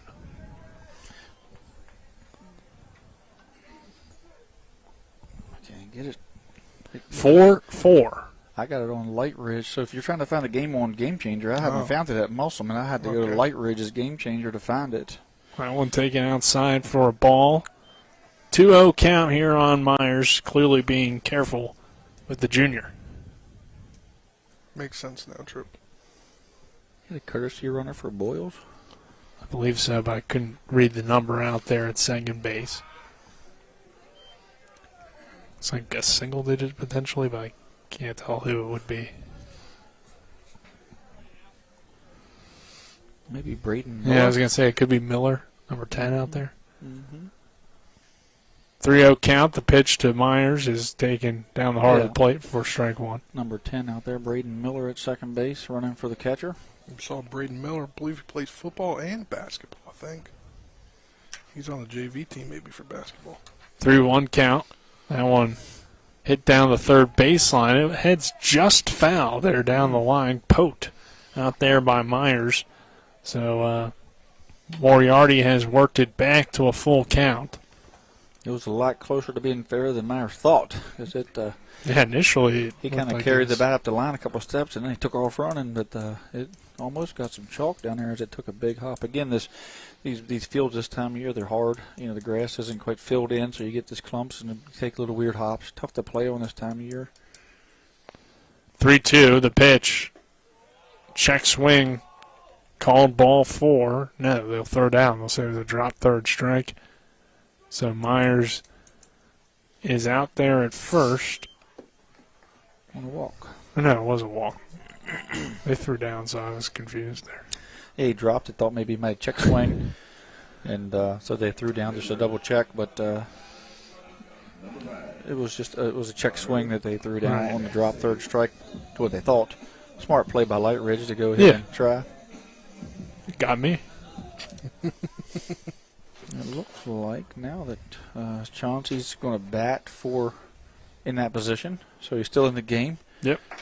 Connor Chauncey is playing pitching. Hartman was tossing, but no longer doing so here with 1 out in the inning and maybe, 2 on. Maybe it's the fact that maybe if Chauncey hits the 50 mark in the middle of the inning, that he will have Baden ready, as maybe that's their, right around the 50 point is where they might be pulling him. I spoke with Dylan and Stevens and Myers, and it seemed like they might be going 50-50 maybe on Friday. Maybe just early in the year, cold. A smart thing to do. The first games. 1-0 count. The next pitch is swing and miss. It rolls to the backstop. The runners advance on the wild pitch to second and third now for Musselman. So 2 runners in scoring position for Chansey Great opportunity here. So he's swinging and missing. The ball gets through the catcher. You don't see that too much, but runners both moved up on it. They'll take it. I believe that's a pass ball, not a wild pitch. Right, yeah. Next one, half-hearted swing. He went around, though, 2 strikes. It was a big curveball, 12-6. Chancey kind of tried to hold back. Just got out there too far on his front foot and got the bat over the plate there for strike 2. Stevens in the on-deck circle. 1-2 pitch to Chancey. Swing and miss, strike 3, but it's a drop third strike. Tough play here for the catcher Nanoli, but he gets to it and makes it in time for out number 2. But a good bat coming to the plate in Dylan Stevens. Update from Berkeley Springs between Washington and Berkeley Springs. It's now 19-1 with Brad Smedick on second, McCarthy in the batter's box with 2 outs in the top of the second inning. That's a bad day. A tough game to watch. You don't get much out of the games like that either way. This one fouled away by Dylan Stevens. So runners on second and third for Musselman. A chance to take the lead here in a good one. 4-4. Our score in the bottom of the third inning. Moriarty looking to get out of the jam. He delivers his next pitch to Stevens, and it's high for ball 1. 1 ball, 1 strike on Dylan. And, for Musselman, you talked about Dylan Stevens and going on Friday. They're facing a tough Virginia team in Stonebridge, a great program out there. Yeah, they got a tough start. The 1-1 pitch hit hard down the third baseline. Park gets to it. No, he can't. It went through his glove, and that will allow the run to score. And it is now 5-4. Musselman. Burpo able to get over there to back him up to keep the ball in the infield and only allow 1 run to come around to score. I misspoke. Stonebridge is who Washington is playing on Friday. Yeah, tomorrow, Briar Woods will be playing Musselman. Looked like for a second the Park almost got to it, and if he could, yeah, got to it. He got over there, got through the wickets there, got off his glove and kicked towards the shortstop. So it was an error on the third baseman, even though it was a sharply hit ball by Stevens. But then the run came, and then Myers come running around third, and he had to retreat back as the shortstop picked the ball up and headed towards Myers on that play. So Musselman takes the 5-4 lead. There's a swing and a miss from Moberly. Comes Moberly. Has a 1-1 count. Runners on first and third for the Applemen. 5-4 now. Musselman on top in the bottom half of the third. Look for the runners to move up here, first and third. That one bounces. Wow. Good job by Nanoli to block it. I thought maybe he caught it in the face mask. It almost did look like that. That was a 56-footer that came up and caught him in the face mask, and it wasn't a hard thrown pitch. It was an off-speed curveball or something that got out, but he got his hands up and corralled it just in time. 1 ball, 2 strikes. The next pitch to Moberly is a swing and a miss, strike 3, but it will be a drop third strike. The throw down, though, is in time for out number 3, but Musselman comes back to take the lead with 3 runs of their own to answer the 3 runs from Lightridge to take a 5-4 lead as we head to the 4th. This is West Virginia High School Baseball on Talk Radio WRNR and TV10. We're back in a minute.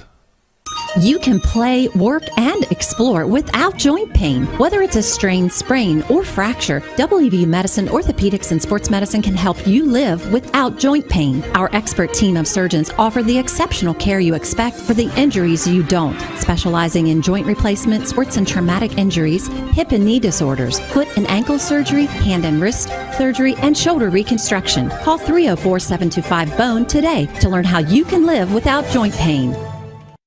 Remember when you were a little kid and saw your first deer? Oh, how cute. As an adult, maybe you've had a different experience. Where'd that come from? Bambi mess up your dream machine? Call Cody's Auto Body today at 304-901-4777 and get the work done right the first time. Cody's Auto Body, 851 Wilston Street in Martinsburg, has a team of auto body professionals with a lifetime of experience putting your ride back together again, regardless of how it got that way. Cody's Auto Body. We welcome you back to Musselman. Baden Hartman on the mound now for the Applemen, who have the lead at 5-4. Rutherford checks in for Chancey. He'll play shortstop now. And Carter will remain out in left. Close out tonight on Rutherford was 2 innings pitched, 2 hits, 1 run, 1 earned, 4 strikeouts. Chauncey went 1 inning, 1 hit, 3 runs, 3 earned runs, 2 strikeouts. Chauncey had a couple walks, and so did Rutherford. 31 pitches for Chauncey, 47 for Rutherford. And pitching changes brought to you by Smallwood & Small Insurance in Martinsburg, your total insurance solution at 121 Administrative Drive. Call 304-263-3361. So Baden Hartman on to pitch here in inning number 4. Still got other options, obviously, behind Hartman, but he could be a guy that could go the rest of the way, obviously.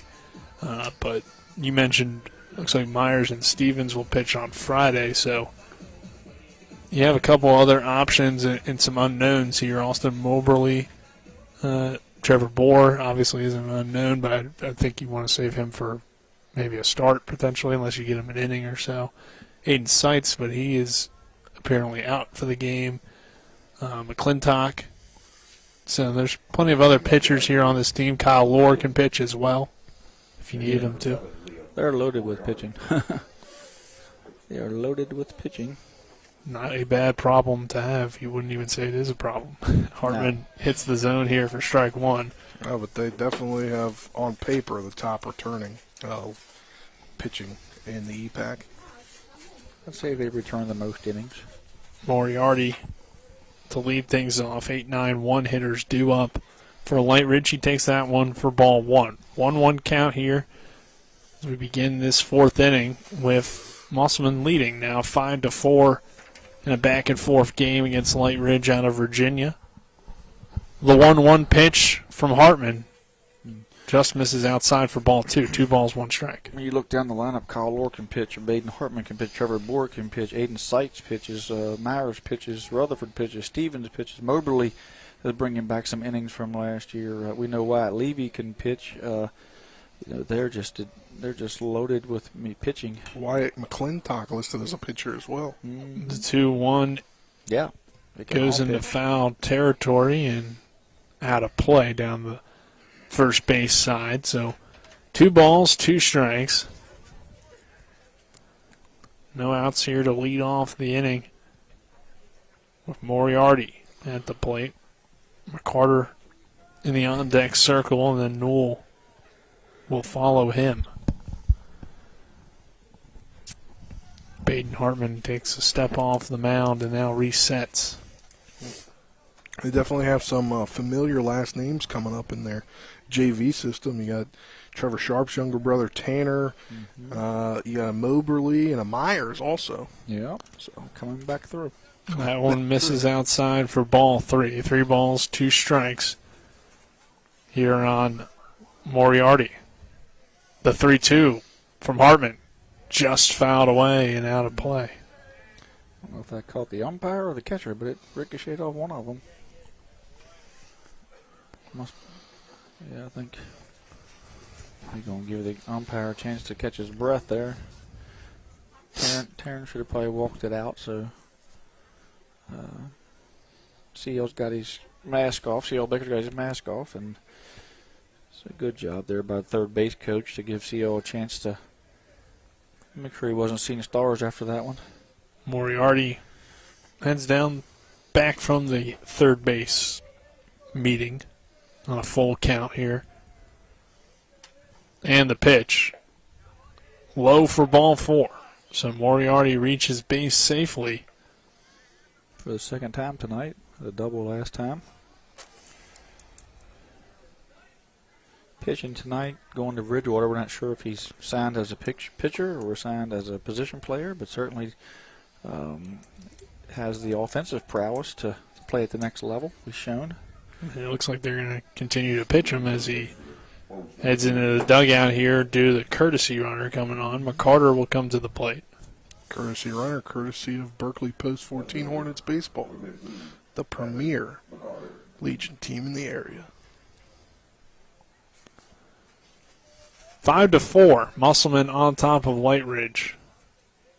Baden Hartman in the game now, the third pitcher used by the Applemen so far.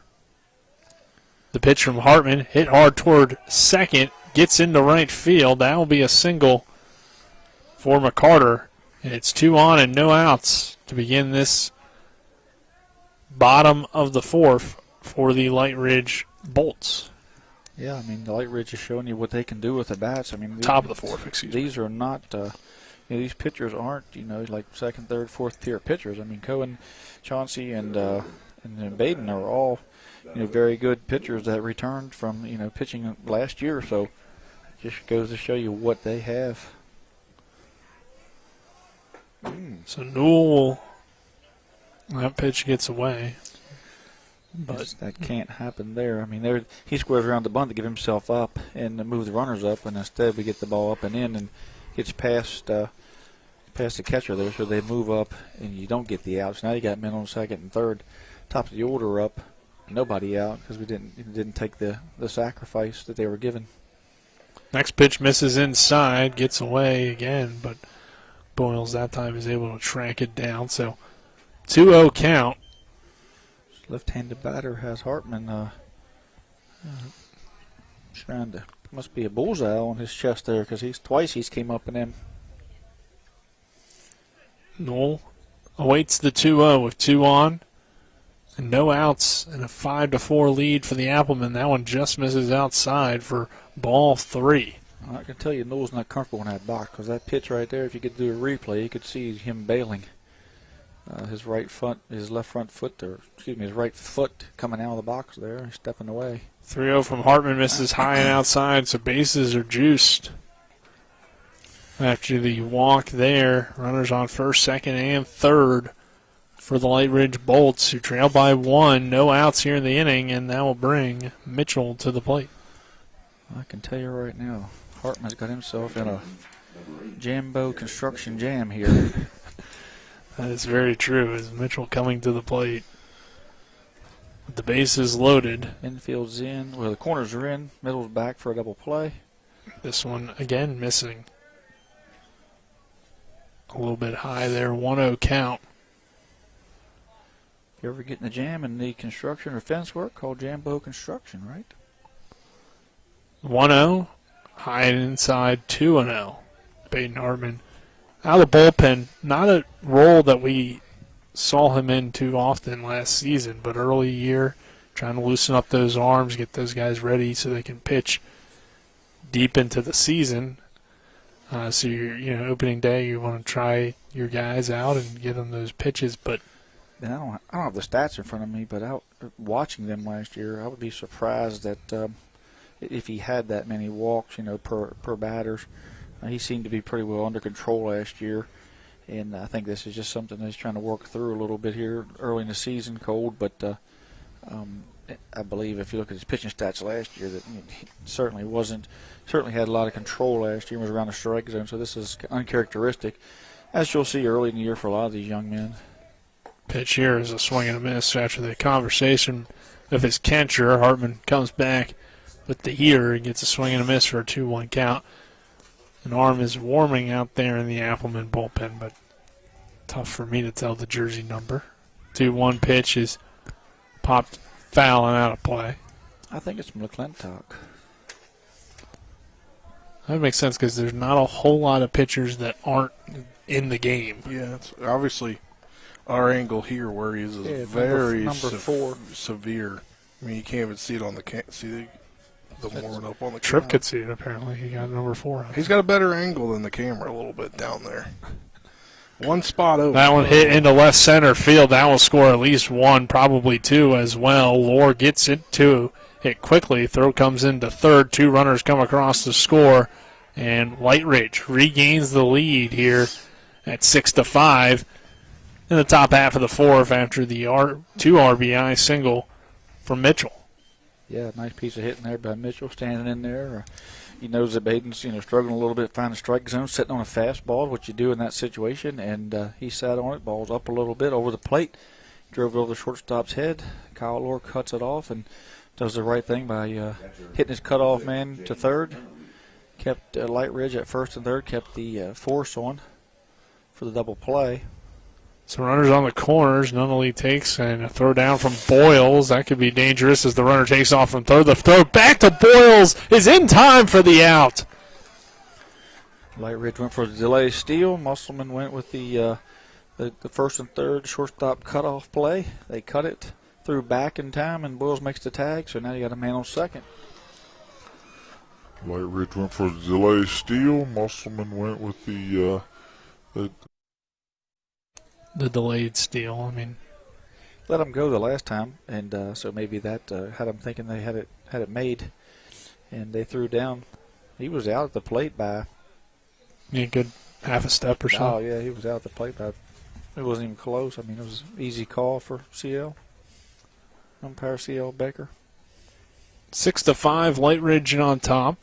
Runner on second now with one down, and a dangerous hitter at the plate. And it wasn't, to perfection. He threw the ball a little low to Rutherford. He did a good job getting it back. He threw the ball a little low and short-hopped Taryn, but Taryn Boyles did a great job of gathering it and making the tag. Yeah, he was in a great positioning as well up that third base line to make the tag. The pitch here from Hartman misses outside for a ball. So you got the UVA commit here. Hasn't been able to hit the ball yet. He's been walked twice, a couple stolen bases, and looking to do some damage himself. 1-0. Runner on second, one down, 1-run lead for the Lightridge Bolts, and that one misses inside for ball two. So Baden Hartman having some issues finding the zone this evening on opening day. Hartman, the third pitcher that Musselman has gone to. In a 6-5 ball game. The next pitch is popped up. Trouble. Charging in is the left fielder, Carter, and Carter makes the catch on the run for out number two. Number one, who is that? I know, Aiden Seitz is back in, so he's playing left field, but he wasn't hitting. Okay, so Aiden's back. All right. So either he just re-entered or was able to field but not hit. I don't know exactly, but he did check out earlier due to that kind of injury. Tripp brought up a big point. He comes in from Spring Mills as he was projected to be one of their big returners on their team from last year to this year, but now he plays for the Applemen. You have to wonder with some of the legislature that came through if you're going to see any more of that in the EPAC in the years to come with the transfer rule there being changed a little bit. This one hit into right field. That will get down for a base hit. Throw from Trevor Bohr will not come home. Goes to the cutoff man, Myers, and the runner comes in to score from second in Mitchell to extend the Lightridge lead to 7-5 with the RBI single coming off the bat of Drinkwine. It's been a good day for the freshman. Hey, the one time I get their celebration, he can't even get the ball to dunk it in. You got the now you know why the freshman's batting fourth. Got a triple, single, and a walk. Haven't been able to keep him off the bases today. Some RBIs, so bright future for that young man. Really bright. Looks like we're going to have McClintock check back in for the pitching change, and then Musselman will have to adjust its defense to keep Baden Hartman in. So we will take a 60-second break. On the other side of that break, we'll have your pitching change. This is West Virginia High School Baseball on Talk Radio, WRNR, and TV 10. Not sure where to go or who to trust with your flooring project? And start with Trips Flooring, proudly serving the area for more than 25 years, specializing in floor sanding and refinishing, along with installation of new flooring, including hardwood, tile, vinyl, laminate, carpet, and the hottest trend in flooring, luxury vinyl, tile, and luxury vinyl plank. Are you on a budget? Check out their warehouse, cash and carry, or call 304-229-7009, or visit them online at tripsfloorsanding.com. Jambo Construction and Fencing Company, LLC, is a veteran-owned and operated company right here in the Eastern Panhandle of West Virginia that specializes in decks, fencing, and hardscaping. Find us on Facebook at Jambo Construction and Fencing to see more of the projects we've completed. For a free estimate, you can call Bo Bartley at 304-268-5452 or Jamie Gall at 304-279-5053. We are licensed and insured in the state of West Virginia, and as Martinsburg alums, we say, go Bulldogs. 7-5 our score. Lightridge on top of Musselman as we welcome you back here to Musselman High School. Pitching change Brought to you by the Smallwood and Small Insurance Group in Martinsburg, your total insurance solution at 121 Administrative Drive. Call 304-263-3361. McClintock in to pitch for Baden Hartman. Trip. Baden closed out the day with 2/3 of an inning, 3 hits, 3 runs, 3 earned runs, actually, no strikeouts. He threw 23 pitches, but only 9 for strikes. He was had a little control issue here this afternoon, and it cost him some earned runs, and so certainly not characteristic of Baden Hartman that we know. We know he'll rebound from that, but early in the season, and all these guys got to get some work in. So Musselman's doing a good job protecting those guys. No long innings here tonight, and making sure they don't get into those 30, 40 pitch innings that can really damage your arm. And I'm not sure. It appears that Baden, did he move? He's back at short. So Cohen Rutherford's back out. Is that how we reset it? I believe so. Okay. So he's basically in at the Rutherford-Chauncey spot there, the pitcher spot. Is McClintock, who's pitching now. McClintock misses that one inside for ball 1 after a throw over. A sophomore in Wyatt McClintock. You wonder how long Moriarty goes for Lightning this early. He's at 61 pitches. He has done 40 for strikes. And so you wonder when they'll start warming someone up, or if they have a different philosophy here as far as early season, pitch counts. We know Virginia has its own different scheduling, and you only play so many out of conference, out of state opponents. 1-1 count here after a swing and a miss. The next one misses low for ball 2. 2 balls, 1 strike. But overall, this has been a good test for the Musselman Applemen to begin their season. Throw over there, not in time. I think it doesn't help with how cold it is. I mean, we saw, one game mutually be agreed upon here that was supposed to take place tonight between Hedgesville and St. Marie Goretti. That get moved to tomorrow because it's so cold. There's a swing and miss for strike 2. 2 balls, 2 strikes. Burpo's a single tonight and a walk. Sophomore shortstop doing his part here in the lineup. 2-2 count, 2 down. The pitch from McClintock misses inside for ball 3. Full count here on Burpo. McClintock didn't see a lot of innings last year for Musselman in the varsity, but he's seen some very important innings as he came in twice in the sectionals and late in the game. The 3-2 pitch with 2 down. Low for ball 4. So runners on first and second is what has been a tough inning for Musselman. Part of some tough innings here in the middle. I mean, obviously you want to keep the arm healthy, but you kind of wish that you could have thrown Rutherford throughout this one based on how he was pitching, and Musselman hasn't quite picked him up since then. Yeah, Musselman has given up 7 free bases on walks.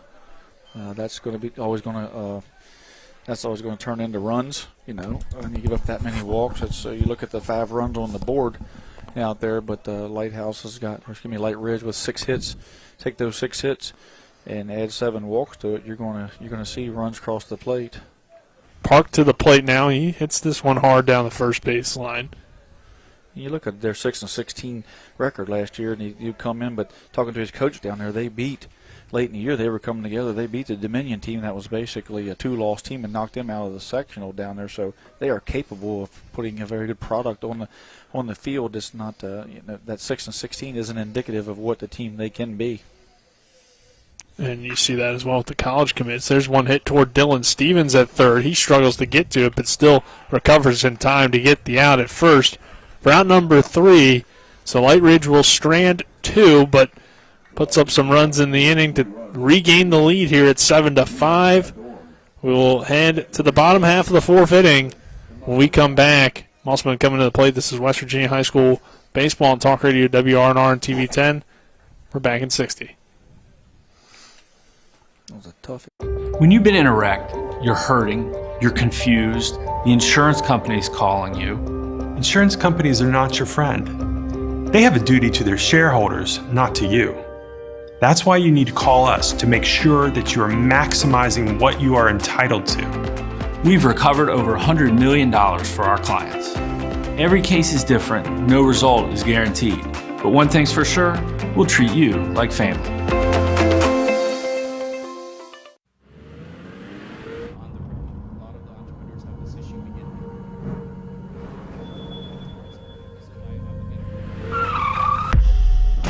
You've been in an accident.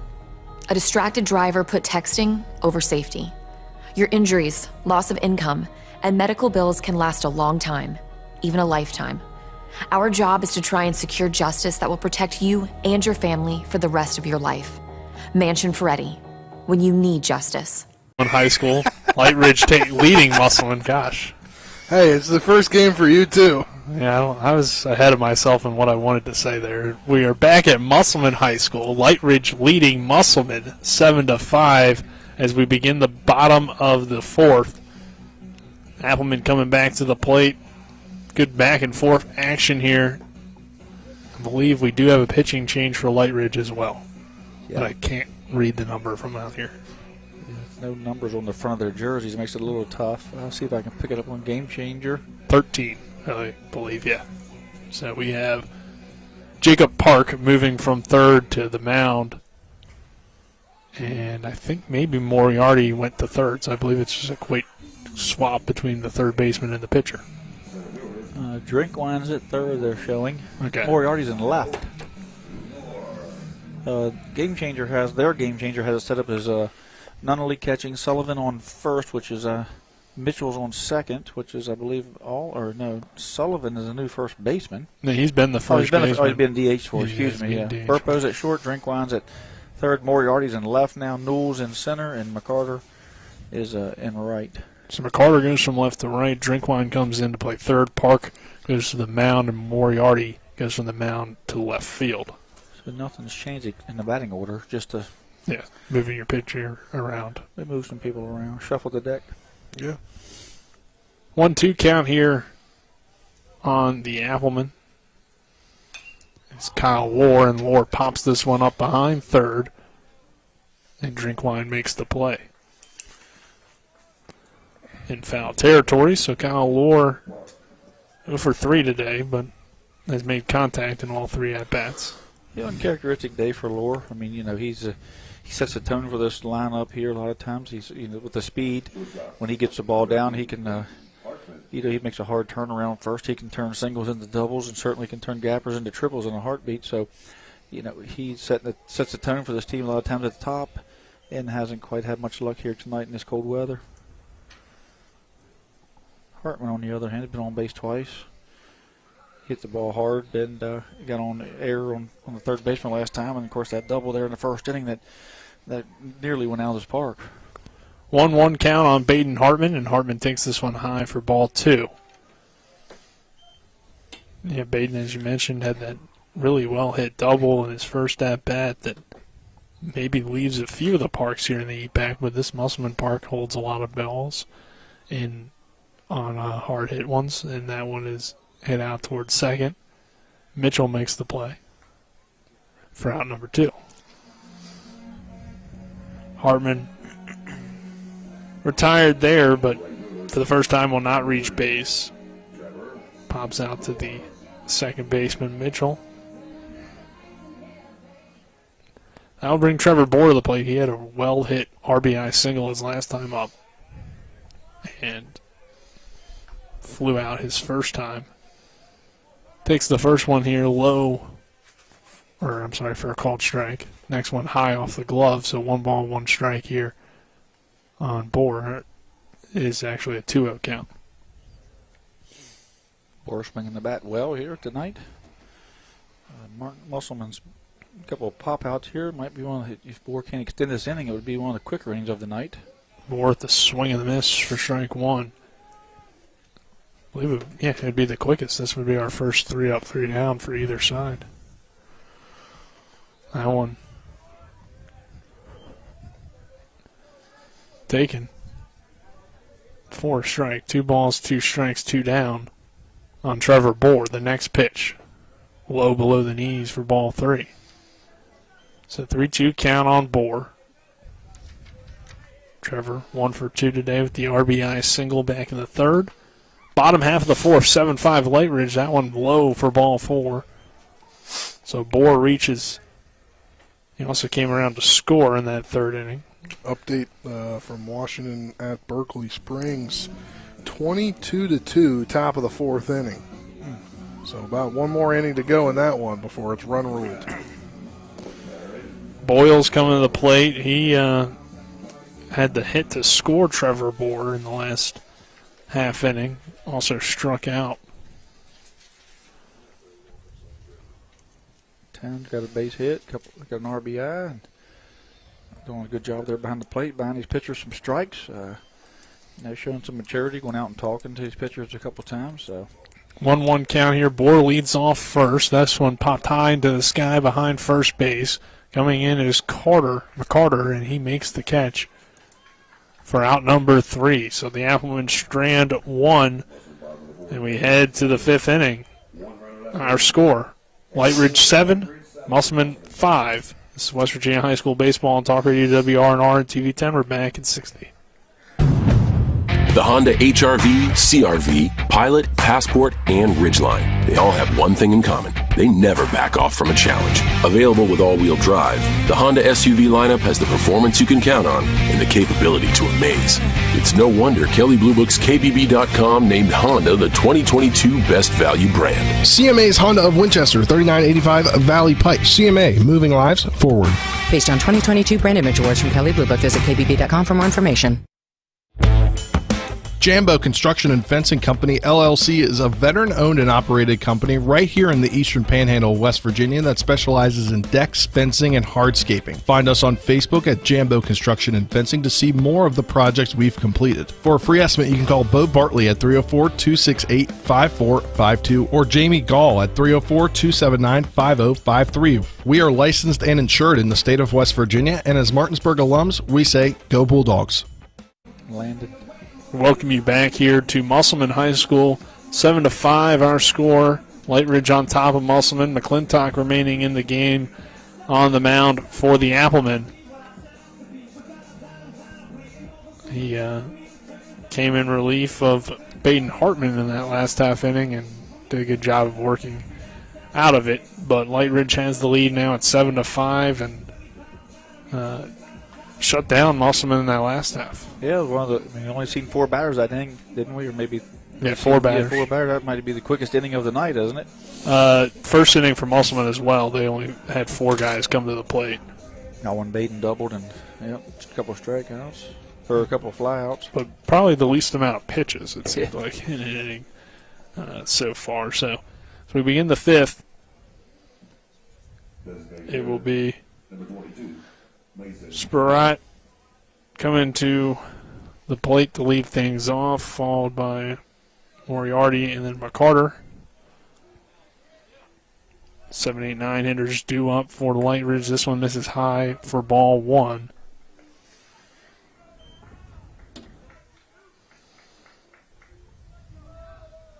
Everybody seemed to be settled in here mid latter part of the game.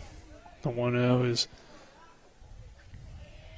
fouled away for strike 1. 1 ball, 1 strike. Here on Sparat.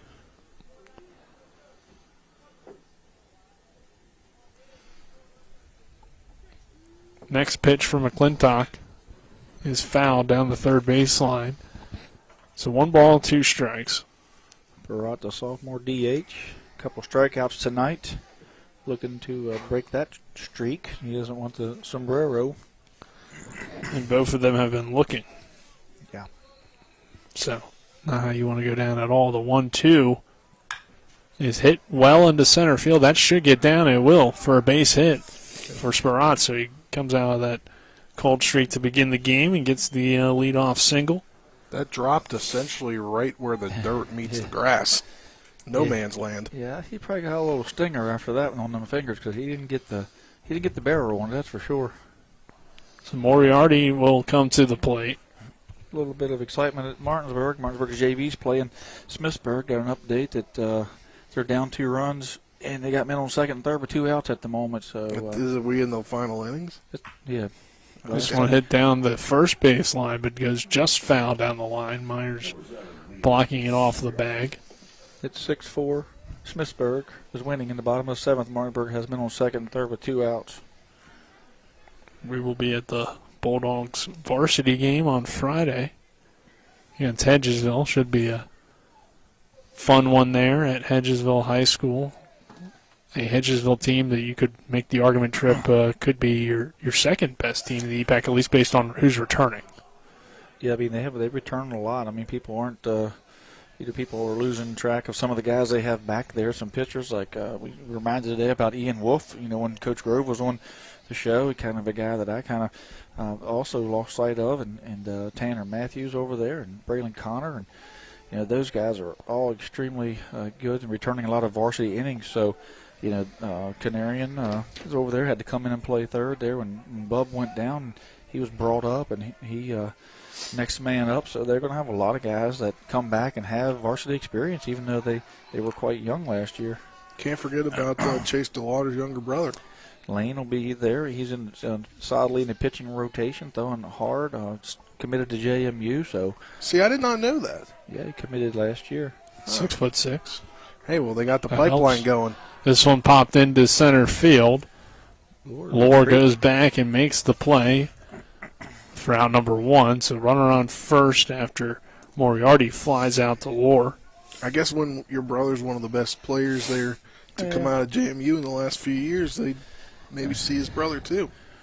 Well, certainly the genes are there, but yeah. I think mostly he's projectable. I mean, certainly no college would look at him and see his velocity and see his size, and he at the moment he probably has to live in that shadow. But look for him to make a name for himself and do it on his own there down at JMU. Here's the throw over, not in time from McClintock. So it's kind of a different year. I mean, I still expect Martinsburg and Jefferson to be toward the top, but heading into the season, at least on what's coming back, Musselman and Hedgesville kind of appear to be somewhat of the favorites. It's going to be a great EPAC season. You say what you want about what Martinsburg and Jefferson lost. They certainly are programs that they do next man up. They have guys ready to go. They look solid. Musselman and Hedgesville are bringing a lot of guys back. It's going to make them solid. Spring Mills is down there doing everything they can to get that program competitive in the EPAC. And, good guys down there, good coaching staff down there. So a young group coming through that's going to make that program certainly a viable competitor here soon.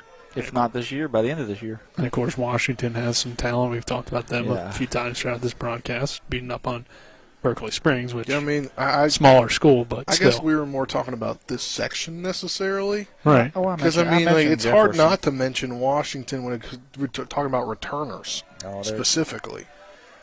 They did lose Stoudemire, but they got Reed. They got Moore. They got Smedik, who played well in the summer for you a little bit. They got some guys that can play, yeah. Broughton left down there, but they, return guys right back in their places, so it's going to be fun to watch. 1-2 count here on McCarter for runner on first. The pitch from McClintock misses low and outside for ball 2. 2 balls, 2 strikes. Lightridge on top of Musselman here in the top half of the 5th inning, 7-5. The lights on here at Musselman High School. This one fouled down the first baseline. People have their blankets out, of course, for the cold night here, and as the season picks up, we'll see a whole lot more people, I would expect, here at the game, obviously. And I'd just think probably the AD, Steve Campbell, was probably a little mad that we took some of his gate when we found out we were coming here. Everybody said, I can stay home and watch this game in the warm. No comment. We're not going to get into that on the broadcast. That's where I'd be. 2 balls, 2 strikes, 1 out. Well, I know you're in the nice warm press box. Yeah, right. We had to come here, according to Trip Tobin. It's been a good game. I got a call from Trip Tobin Saturday morning. We're going to Musselman on Wednesday. There wasn't a whole lot of options. There's no other options, actually. Unless we went to Berkeley Springs. Yeah. Well, this time of year, unless you want to sit outside, there's only 2 options. 2 balls, 2 strikes, 1 out. The next pitch is high for ball 3. Full count here on McCarter.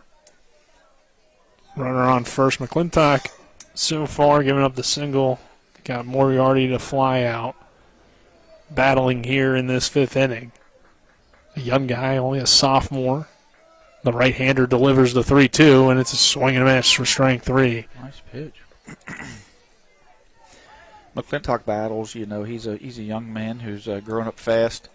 You know, playing some high-level summer baseball, challenging himself, getting better, and has baseball in his blood. His dad played at Berkeley Springs in the 80s, and so great baseball IQ. Can play multiple positions, catch, play second, and as you can see, he can pitch. And bats from the left side, so has a left-handed bat to the lineup when he's in there. He's really going to be something to deal with here throughout the years here at Musselman. There's still some McClintocks down in Berkeley Springs. Remember doing Little League last summer. It's true, yeah. I knew I remembered the name That's from the what sides. I was thinking, too. I was like, no, Musselman baseball. He did pitch a little bit, though, like Tripp had mentioned in that sectional. Lots of McClintocks and McCumbies. 1-1 count here on Newell. There's some McLaughlins from Berkeley Springs as well. Shout out Colin down in Texas, leaving us for the week. 2-1, 2 out. You've brought that up so many times today for something that is not that relevant to this game, at least. 2-1, two-way. McClintock fly out towards center field. Coming up and making the play is Kyle Lohr for the final out of the inning. So Lightridge strands a runner. We head to the bottom half of the 5th. Musselman coming to the plate, still trailing 7-5 against the Bolts. This is West Virginia High School Baseball on Talk Radio WRNR and TV 10. Not sure where to go or who to trust with your flooring project? And start with Tripp's Flooring, proudly serving the area for more than 25 years, specializing in floor sanding and refinishing, along with installation of new flooring, including hardwood, tile, vinyl, laminate, carpet, and the hottest trend in flooring, luxury vinyl, tile, and luxury vinyl plank. Are you on a budget? Check out their warehouse, cash and carry, or call 304-229-7009, or visit them online at trippsfloorsanding.com. The Palace Lounge in Martinsburg is the place to be. Join us every night to relax and enjoy football or basketball games featuring either the Martinsburg Bulldogs, Shepherd University Rams, or West Virginia Mountaineers. We will have steak night every Wednesday, trip nights every Thursday, and now taco and margarita nights every Tuesday. You can find us on Facebook or call 304-267-7520. The Palace Lounge is located at 1350 Edwin Miller Boulevard in Martinsburg. We welcome you back here to Musselman High School as Aiden Seitz back in the lineup. 7-5, Lightridge on top of Musselman. So Seitz had taken at least an inning off and an at-bat off and then came back into the field. And we weren't certain if he was able to hit or not, but he is back at the plate, and he is 1 for 1 on the day with a single earlier. Yeah, not sure what happened to him. He certainly looked I would say somewhat serious when he went down there.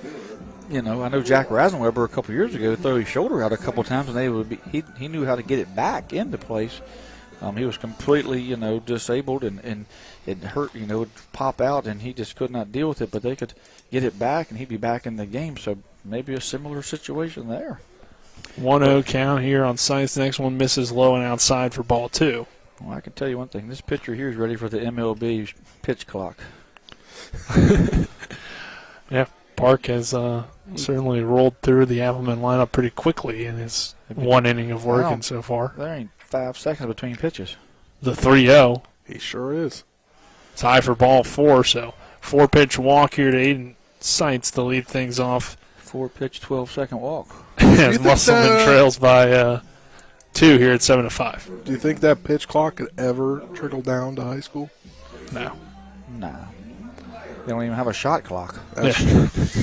That is true. I didn't even think about that when I said that. Some states do, but not the state of West Virginia. I believe Maryland has one. Yep, Maryland has a shot clock. Kelly Church is not going to let us have a shot clock. Myers swing and a miss for continue to make us watch 40 to 37 games. Nah, no disrespect to that guy. And hey, hats off to those guys for Yeah, they battled there in the first round. They battled in a jest, but great team. Myers lifts this one out toward left field, and that is caught out there in left by Moriarty for out number 1. And Jefferson, of course, picking up the win in the first round.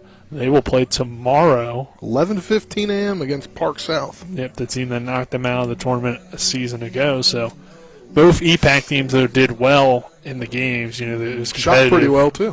For both Hedgesville and Jefferson. Jefferson was able to get the win. So we'll see if the Cougars can bring home a state championship. I have to put an F7 in the book there for Myers, but that ball hit on the nose as well, too, for a cold night. And now you see Rutherford try to push the ball up the first baseline, make something happen here as a bunt attempt went foul. Musselman's certainly in a little bit of a jam here, down 2. And, we're getting down into the 5th inning. They got, 8 outs left, and they need to score a couple runs here. Any reasoning why you would have, besides maybe just getting him at bats, Chansey hit the last time instead of Rutherford earlier, as Rutherford lays down a bunt here, and it's a good one. That will allow him to reach base safely. Runners on first and second now.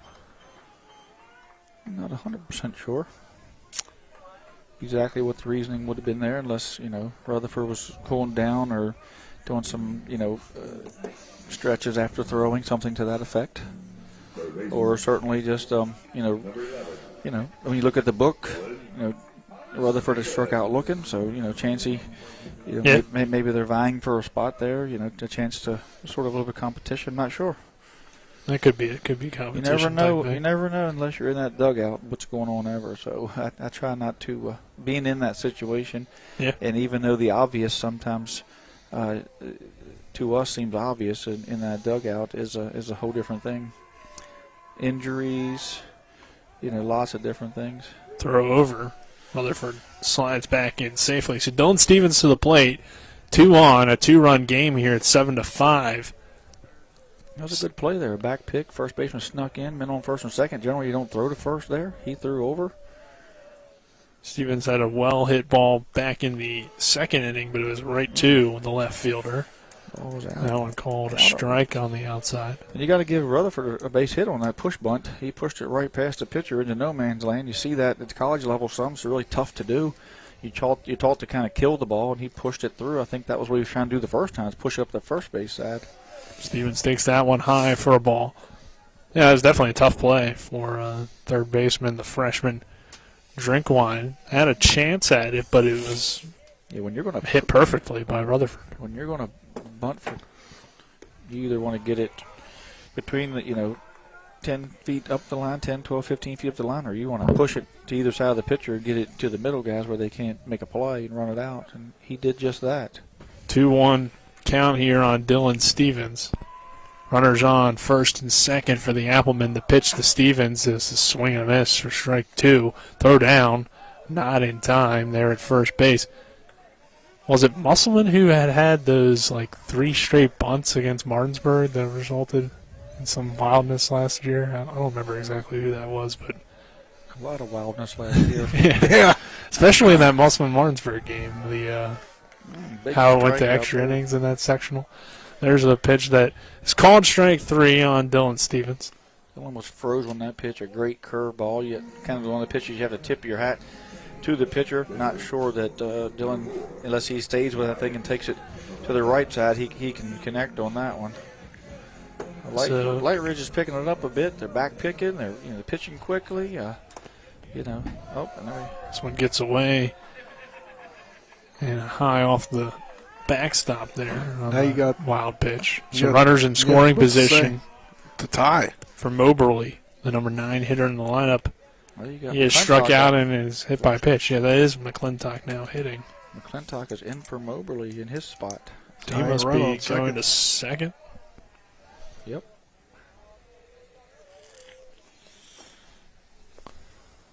We'll have a pitching change for the next half of the inning. McClintock takes that one inside for ball 2. 2-0 count, hitters count here with 2 on for the Appleman sophomore. McClintock takes that one outside for ball 3. You'd love to get Kyle Lohr up with the bases loaded and 2 down. Yeah, Kyle's due for sure. McClintock here on the left side has an opportunity to. The 3-0 from Park is called strike one. Looked a little high. And a little out. But rolled a strike. 3-1. Again, pretty much been there, so no complaints. There's a swing and a miss for strike two. So Park able to work it back now to a full count with runners on second and third for the Applemen. Park's a strike away from getting out of this Jambo construction jam. And Musselman's a hit away from tying things up. The 3-2 to McClintock. Swing and a miss, strike three. Park gets the strikeout. Musselman strands those tying runs on second and third. We will head to the sixth inning. Our score, Lightridge 7, Musselman 5. We're back in 1 minute.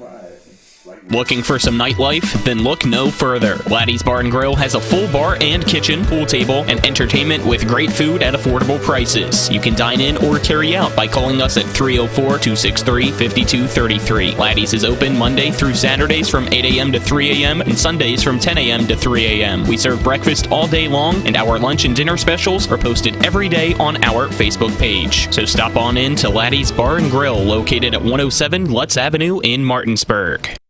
If you're in an accident, the first thing that you have to do is call 911. You have to get medical care immediately. The next thing you need to do is call us.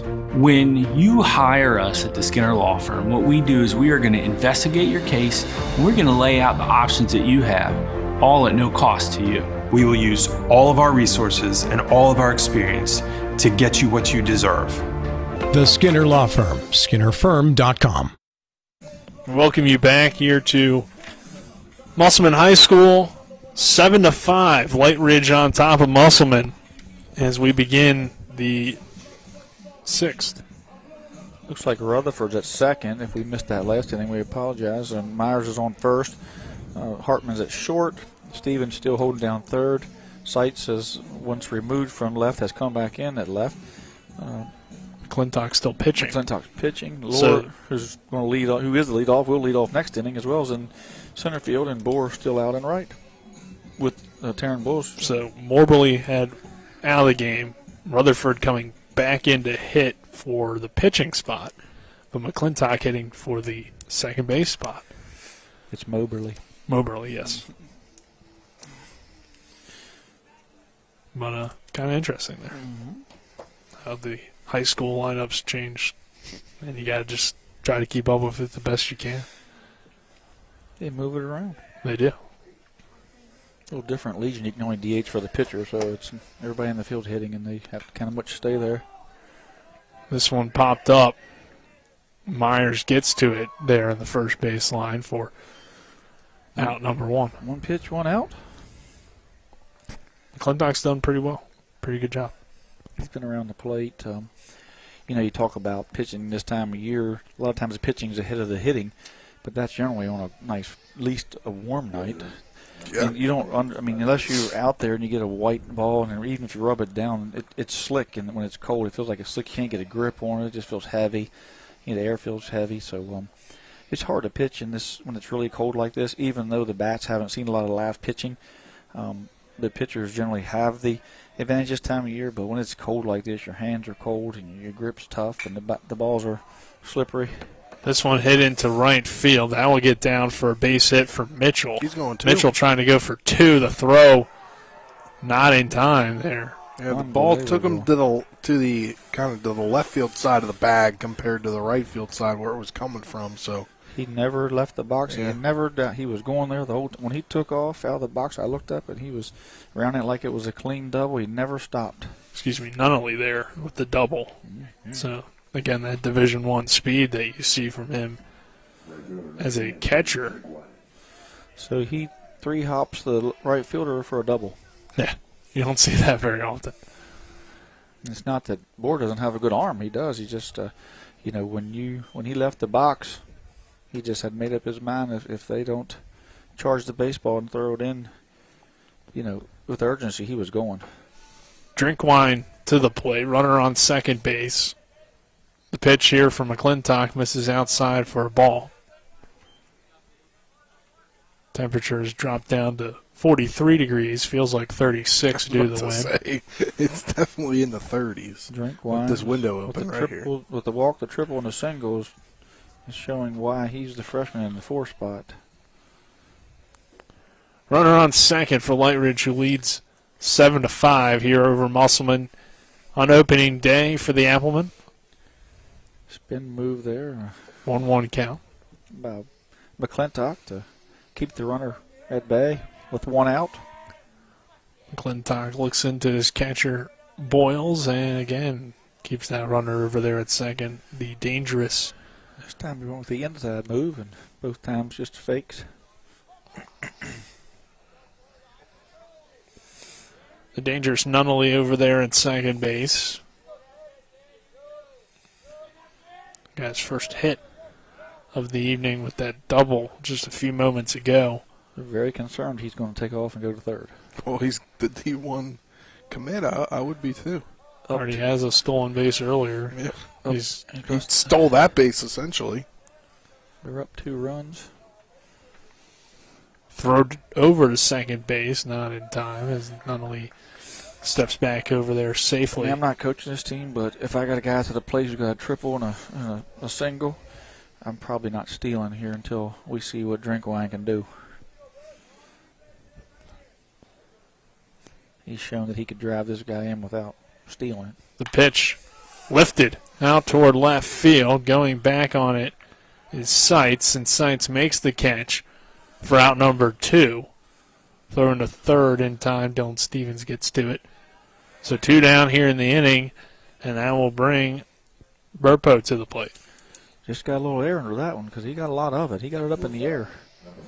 It looked pretty good off the bat, but just kind of died on it there and left. Yeah, Musselman's a big place. You know, the ball doesn't travel, doesn't carry a lot once you get it up in there. You'd think with the way it's downhill, if it got up, it got in the wind stream, it would take off. But it's almost like it goes up, and it kind of wind kind of pulls it back in somehow. It's an odd park when it comes to the playing the wind. So Burpo coming to the plate. He has reached base in all 3 of his at-bats. 2 walks, or in his plate appearances, I should say, and a RBI single back in the first inning. Must have been too cold for us to even have cameramen tonight. The 1-0 pitch. Well, like I said earlier, we had somebody that is on 1. vacation today. Oh, well. So we're down people. What's the Colin count at home? Keep track. 1-1 count. Next pitch, missing inside for 2-1 count now. Nothing to stop Spencer from going out there getting some good angles, sitting in the cold. It's true. Right, send him out there next inning. Some close-ups. 2-1, 2 down. Fake throw down to second from McClintock. Trying to keep Nunnally over there at second base. The Applemen trail the Lightridge Bolts 7-5. Burpo at the plate facing a 2-1 count with 2 outs in the inning and a runner on second. McClintock on the mound for Musselman. His pitch is hit hard toward Dylan Stevens at third base. Stevens throws the first. Good stretch by Myers, and it is there in time for out number 3. So Nunnally stranded at second, and we will head to the bottom half of the 6th. Musselman running out of opportunities, down 7-5 when we return. Not sure where to go or who to trust with your flooring project? And start with Trips Flooring, proudly serving the area for more than 25 years, specializing in floor sanding and refinishing, along with installation of new flooring, including hardwood, tile, vinyl, laminate, carpet, and the hottest trend in flooring, luxury vinyl tile and luxury vinyl plank. Are you on a budget? Check out their warehouse, cash and carry, or call 304-229-7009, or visit them online at tripsfloorsanding.com. Jambo Construction and Fencing Company, LLC is a veteran-owned and operated company right here in the Eastern Panhandle of West Virginia that specializes in decks, fencing, and hardscaping. Find us on Facebook at Jambo Construction and Fencing to see more of the projects we've completed. For a free estimate, you can call Bo Bartley at 304-268-5452 or Jamie Gall at 304-279-5053. We are licensed and insured in the state of West Virginia, and as Martinsburg alums, we say, go Bulldogs. We welcome you back to Musselman, 7-5 our score. Nick Verzolini alongside me, Trip Tobin and Spencer Dupuis. Back in the studio is Dylan Bishop. Lightridge on top of Musselman, 7-5. And Applemen coming back to the plate. So far, Park kind of slowed them down. And the bats for the Applemen here. It will be the top of the order here, Trip. So running out of your opportunities, down by 2. You got Lohr, Hartman, Bohr due up. Obviously 1 through 9 they feel like can hit in this lineup pretty well, but you'd like to see your top of the order here, guys, get something going, and it looks like we still have Park out there pitching. Yeah, I mean, Musselman looking for big things out of Lohr and leadoff spot here. You know, he's had a night that's not indicative of what he can do for this team.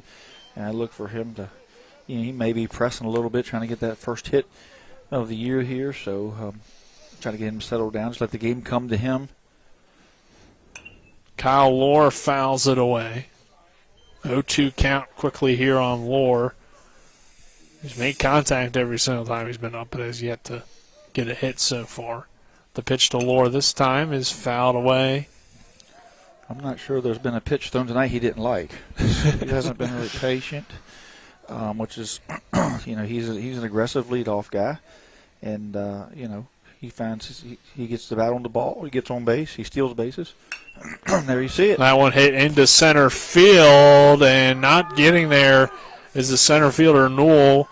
Lohr easily turns that one into 2.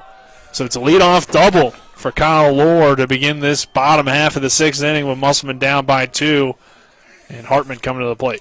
And he got a pitch that, you know, he could handle, he could hit there. You know, I think he's just having a little bit of the, you know, he's a junior. You know, he still has some, but this would be his 3rd year on the varsity. As a freshman, he came up and got some at bats, but you know, he's just trying to press a little bit, do a little more than he needed to do, and swung at a couple of pitches here tonight that he probably shouldn't have. Popped him up, and there he's got that monkey off his back with that first hit, so you'll see his confidence rise.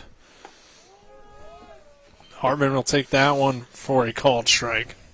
I know when they had the scrimmage game, he tripled and singled, and you know, he's hitting the ball really well. So we know the capability there. 1 for 4 night for Lohr, but look for him to have some. Look for him to really do good things this year for Musselman. He comes through in a big situation, down by 2 to get that leadoff double. Yeah, he needed to get on anyway at all there. Hartman takes that one for a ball. 1 ball, 1 strike. The next pitch to Baden is popped up, heading out of play. Baden and some of the other guys on the Musselman team wearing the neck gaiter sort of masks. Keeping those ears and necks and cheeks and nose warm. 1-2 count. The next pitch to Hartman. Inside for ball 2. Seemed to be pretty close. Yeah, that might have been the one that I may disagree with the other way. First time he hasn't given a strike, but of course it was a breaking ball. Could have been up. Yeah. 2-2 misses low and outside for ball 3. Nanley, they'll test the Virginia arm, and Lohr gets into it. The Virginia commits arm. And he's got one. Yeah. He shot it down there pretty good. Now I got a player 90 feet away from scoring. Down by 2 at 7-5. Baden Hartman at the plate for the Applemen. He doubled back in the first inning. The next pitch to Hartman is ripped out toward left field. Baden got a lot of it. That should at least be deep enough to score the run. And it is on the sac fly. Kyle Lohr will score easily from third. Hartman is retired, but we now head to Trevor Bohr coming to the plate, and actually we're going to have a pinch hitter. I'm surprised that it's like Wyatt Levy. Oh, Bohr's down there. Bohr's warming up right in the bullpen. I mean, I'm surprised left fielder ran that ball down. I mean, that ball was hit, and Again, I think it held up out there as it usually does here at Musselman Park, but that ball's hit as hard as any. The junior coming in. Hartman flies out. We have the junior, Levy coming to the plate. Levy coming to the plate. Just got that pronunciation. Levy sends this one into shallow center, and the shortstop, Burpo, goes back to make the play for out number 2. Not the greatest time for Bohr to be out there. Your 3-hitter getting loose at that part of the game there, but gotta do what you gotta do, I guess. It happens. You got to get him loose. You got to protect his arm, and so kudos to the Musselman guys for sticking to the game plan of protecting them. This one popped up into center field by Boyles. That should end the inning. Coming over and making the catch is Newell for the final out of the inning, but Musselman gets a run back. Our score, Lightridge 7, Musselman 6. We'll take a break, and after this we'll have the top half of the 7th. This is West Virginia High School Baseball on Talk Radio WRNR and TV 10.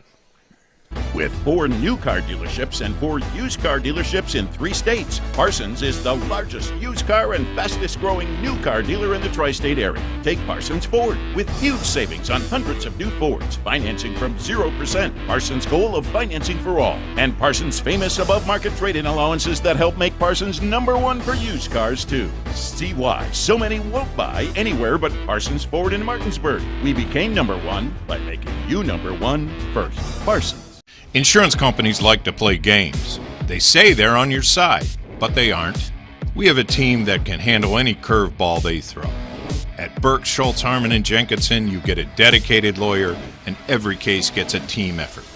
So you get nearly 150 combined years of experience going to bat for you. And we like to win. Join the team that takes your personal injury case seriously. Burke, Schultz, Harmon, and Jenkinson. We play hardball. Welcome you back here to Musselman High School. Trevor Bohr going to come on and pitch, and we talked about as Nick Verzolini tripped open along with Spencer Dupuis. Welcome you back, 7-6, Lightridge on top as we begin the 7th. But we talked about there, Bohr doesn't come to the plate, even though he is the 3-hitter in the lineup due to the fact that he was warming in the bullpen. And not only are you protecting his arm, but you're also doing the same thing for McClintock, who is now out of the game, and you knew you had to take him out even though he really didn't pitch to an extent where you would take him out maybe later in the season, but you obviously are playing to keep those arms healthy. McClintock moved to right, yeah. I mean, nobody was on base. It was a great time to get in the bat for Levy. They're going to need him throughout the year in that situation. I just, like I say, hats off to Musselman for sticking to the game plan, not letting the score dictate what, sometimes you get close like that. You think, man, let's just give Watt one more inning. But they're sticking to what appears to be a sort of a 50-pitch threshold for these guys, as we've seen Hartman at 23, Chauncey at 31, McClintock at 37, Rutherford at 47. So, right around the 40-pitch mark, these guys are getting pulled and top of most of the innings, except for the long inning that I believe Hartman had. But other than that, I mean, they basically have stuck to the game plan, and I think it's great. It's definitely, I think, the right move, especially earlier in the season. Parks, Barat, and Moriarty come to the plate. You certainly want to win every game. I mean, everybody wants to win every game, but this probably doesn't have much of a, it's game one. Doesn't hold a lot of weight in the EPAC sectional standings, things like that. It's not a scrimmage game by any means, but certainly a cold enough night that 30, 40, 50 pitches tops, is plenty for these young men early. Bohr's first pitch is a called strike at the knees. We got a final for Berkeley Springs, Washington, in 5-23-7. Who threw all the touchdown passes? We talked about this before. Let me get it back up. Oh. This one misses inside for a ball. 1-1 count. Bohr nearly hitting Park there. Cam Moore 3 for 3 with 6 runs and a walk. Jackson Earl 2 for 3 with 4 RBIs.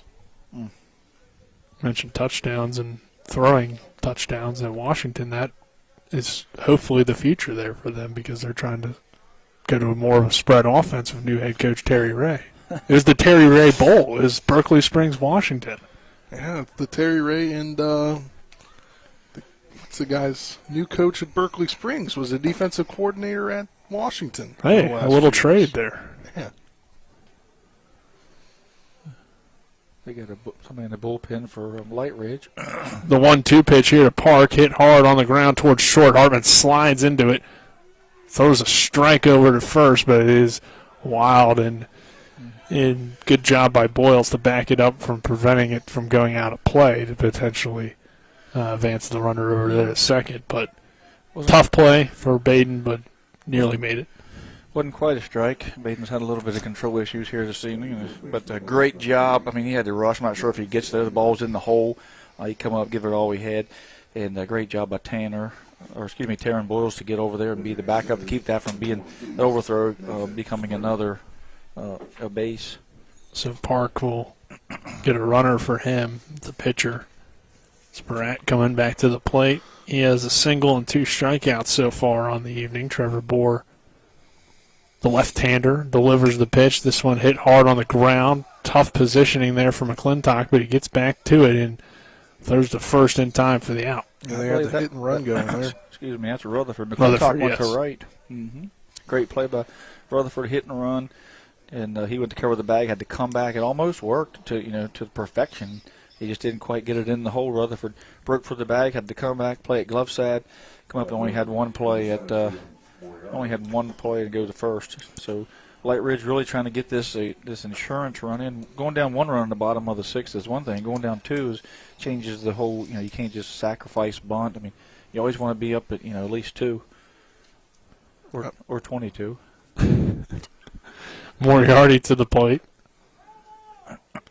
That one fouled away. But if you're up 22, you're not going to be playing 7 innings. Probably not. Well, you could be. Depends on how many they score in the top of the 7th. That is true. I said before that someone, the defensive coordinator at Washington, went to Berkeley Springs to be their head football coach. Wes Eddy is his name. Is now the new head coach for Berkeley Springs football after Terry Ray left to take that same position at Washington. So Nick said kind of a coach swap there. Cool. Runner on second. Moriarty takes this one for a called strike. Got a little wider. Well, it's getting colder. 0-2 count. Runner on second base, 1 down for the Lightridge Bolts. Bohr's next pitch. Swing and miss, strike 3. We're already trying to see if Boyles maybe dropped it, but he did not. Trying to deke a throw, maybe. If he throws down the first, the guy can move up. Anything near the dirt, smart play. Carter coming to the plate now. He struck out his last time as a single and a sacrifice so far. Runner on second, 2 down. Yeah, it's really important to keep that guy at second, not scoring, because if that's the case, if you go down 2 runs, you get a man on early, you can't bunt him over and things like that. You have to basically just try to, hit your way into a 2-run tie. Bohr delivers the pitch inside and low for ball 1. Nice job by Taryn. Boyles has done a good job overall behind the plate defensively. That was a big play. I mean, that could possibly save, run for the block the baseball. We know that Trevor has multiple pitches, 4 to 5 different pitches, different curveballs, sliders, change-ups that move around. So early in the season, trying to get hooked up with each other, they're pitcher-catcher battery. This one a called strike on the outside corner. 1 ball, 1 strike here on McCarter. A 7-6 lead for the Lightridge Bolts over the Musselman Applemen here on opening day from Musselman High School. Bohr's next pitch, a swing and a miss for strike 2. Nasty looking pitch there from Trevor. I believe it is opening day across the state of West Virginia. Is that correct, Trip? March 15th, I believe, yeah. You have to start playing real baseball. But not everyone is playing today. Nope. Some of them said it was too cold. I don't blame them. 1-2 count, 2 outs. Next pitch, a swing and a miss for strike 3. The throw down on the drop third strike is in time So we will head to the bottom half of the 7th inning. Musselman trails 7-6 against the Lightridge Bolts. Applemen coming to the plate trying to walk it off or extend this one here at Applemen Park. Start the year off. Jambo Construction and Fencing Company, LLC, is a veteran-owned and operated company right here in the Eastern Panhandle of West Virginia that specializes in decks, fencing, and hardscaping. Find us on Facebook at Jambo Construction and Fencing to see more of the projects we've completed. For a free estimate, you can call Bo Bartley at 304-268-5452 or Jamie Gall at 304-279-5053. We are licensed and insured in the state of West Virginia, and as Martinsburg alums, we say, go Bulldogs. If you're in an accident, the first thing that you have to do is call 911. You have to get medical care immediately. The next thing you need to do is call us. When you hire us at the Skinner Law Firm, what we do is we are going to investigate your case, and we're going to lay out the options that you have, all at no cost to you. We will use all of our resources and all of our experience to get you what you deserve. The Skinner Law Firm, skinnerfirm.com. Musselman High School 7-6 our score. Lightridge on top as we head to the bottom half of the 7th inning. The Applemen coming to the plate trying to either tie things up or walk it off. It will be 8 in sights. Myers and Rutherford due up for Musselman. So 5, 6, 7 in this lineup though, Trip, like we said, all 9 guys can hit pretty well, so don't really have any weak spots, and this is a solid part of the lineup to be in this situation. Oh, yeah. I really want to see Aiden get on to see if Coach Hartman lets Myers swing away or makes him bunt. That would be – That's a tough decision. I want to say. He's already hit a home run, so I'd like to see the situation come up. Yeah, I feel like you can't take the bat out of his hands, but it's tough, though. I don't think so either. 1-1 count, swing and a miss for strike 2. Big curveball. I want you to time him between pitches. I mean, he is. Should have started that 3 innings ago. Yeah. Strike 3. So Park works quickly, and it so far has worked for the most part to his advantage. Yeah, that's some nasty curveballs he threw there to sight. So Myers comes to the plate with one out. Myers, here in the 7th. One thing's for sure, Myers is seeing it well, and when he's hot, he is hot. When his confidence is up, he's very hard to get out. I want a called strike at the knees. Looked a little low from up here, but called a strike nonetheless. He's going to put the bat on the ball here. He's feeling it. So home run, a walk, and a fly out so far today. Oh, takes that one for a called strike too. Myers kind of gives the umpire a little bit of a look, but nothing that would, be unsportsmanlike, but certainly. The 0-2 popped up into center field. Noel comes over, makes the catch, and quickly 2 down for the Applemen. And it will be Rutherford to hit here. A couple of tough pitches there for Myers there in that situation. Well-placed pitches that were borderline that went in the favor of the pitcher there, and he still put the bat on the ball, got a fly ball to center.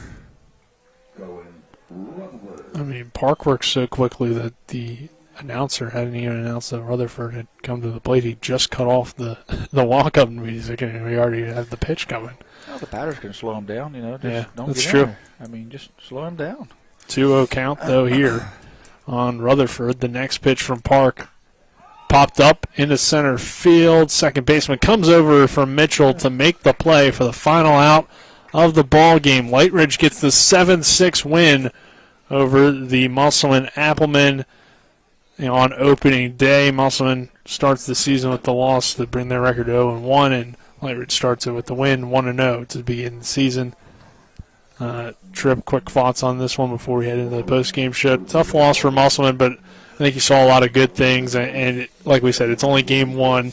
You're not really doing everything with your pitching that you would normally do. No, I think a lot of good. The depth in pitching, the ability to, to bring some guys in. I mean, you think about Baden Hartman, who generally, lights out for those guys, has a little bit of a tough inning, and have a young sophomore guy that come in and kind of get him out of the jam, that's big because we know what Baden can do. And then to see what White, show what he can do and start to show us. I mean, I think that's really good stuff. Taryn Boyles, holding down behind the plate last year.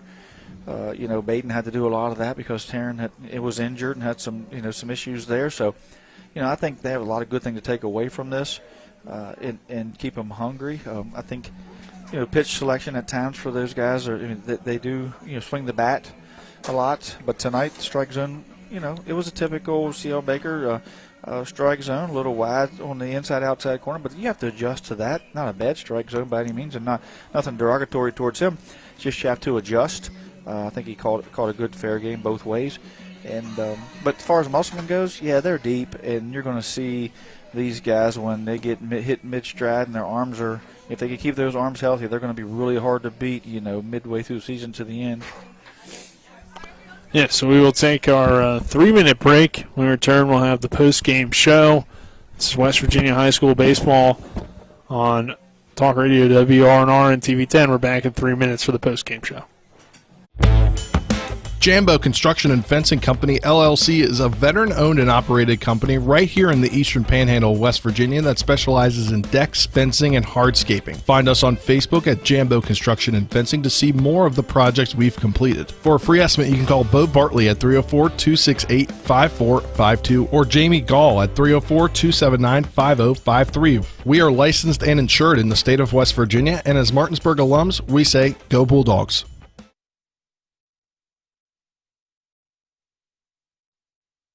Hi, Crescia Hornby here. Larry DeMarco, broker of Modern Realty Results, believes he has some of the best real estate agents in the Eastern Panhandle. Agents at Modern Realty Results have years of experience and knowledge of the local real estate market. Agents within the office work as a team to provide quality customer service. We strive to always ensure client satisfaction through handling every transaction with honesty and integrity, all while offering competitive rates. Modern Realty Results is veteran-owned and managed. Please call us at 262-4222, modernrealtyresults.com. The Palace Lounge in Martinsburg is the place to be. Join us every night to relax and enjoy football or basketball games featuring either the Martinsburg Bulldogs, Shepherd University Rams, or West Virginia Mountaineers. We will have steak night every Wednesday, trip nights every Thursday, and now taco and margarita nights every Tuesday. You can find us on Facebook or call 304-267-7520. The Palace Lounge is located at 1350 Edwin Miller Boulevard in Martinsburg. This is Eric at Hagerstown Ford. Over the last decade, the way we buy things have evolved. Now, you get on your phone, click Want It, and it shows up at your front door. At Hagerstown Ford, it is that convenient. We've changed the car buying experience on the I-81 corridor forever. And with a return policy better than Walmart, there's absolutely no reason to buy a new or used car, truck, or SUV anywhere else. Just like Amazon, Hagerstown Ford will deliver the vehicle to you, where you are, and on your time. And if you don't want it, return it. No questions asked. Why waste your time at a car dealership playing the dumb back-and-forth games? Besides, we hate it more than you do. I assure you, no dealership from Winchester, Virginia to Washington, D.C. will beat our price. No dealership from Chambersburg, Pennsylvania to Baltimore, Maryland will beat our price. And no other dealership will allow you to return it if you don't want it. Hagerstown Ford absolutely provides the best experience at the best price. Visit HagerstownFord.com to schedule your VIP experience. Click on the vehicle you want and get your new ride delivered to you at no risk. See dealer for details. The game may be over, but don't go away just yet. We've got a complete game recap, analysis, stats, the player of the game, and we'll prepare you for our next broadcast. All on the postgame show. So let's return to the field and rejoin our Talk Radio WRNR broadcast team.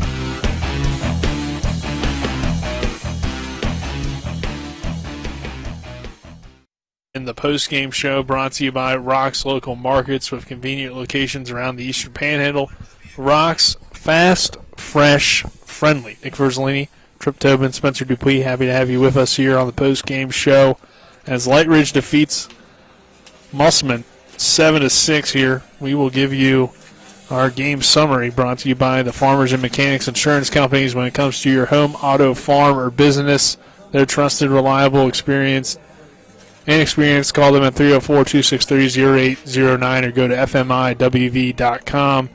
the game began with Lightridge scoring first, taking the early 1-0 lead. It was 2 strikeouts to begin that first inning, but then we saw the pair of walks lead to an RBI single for Lightridge to take the early 1-0 lead. Musselman would answer, though, with responding in the bottom half of the second with 2 runs, give themselves at the time a 2-1 lead.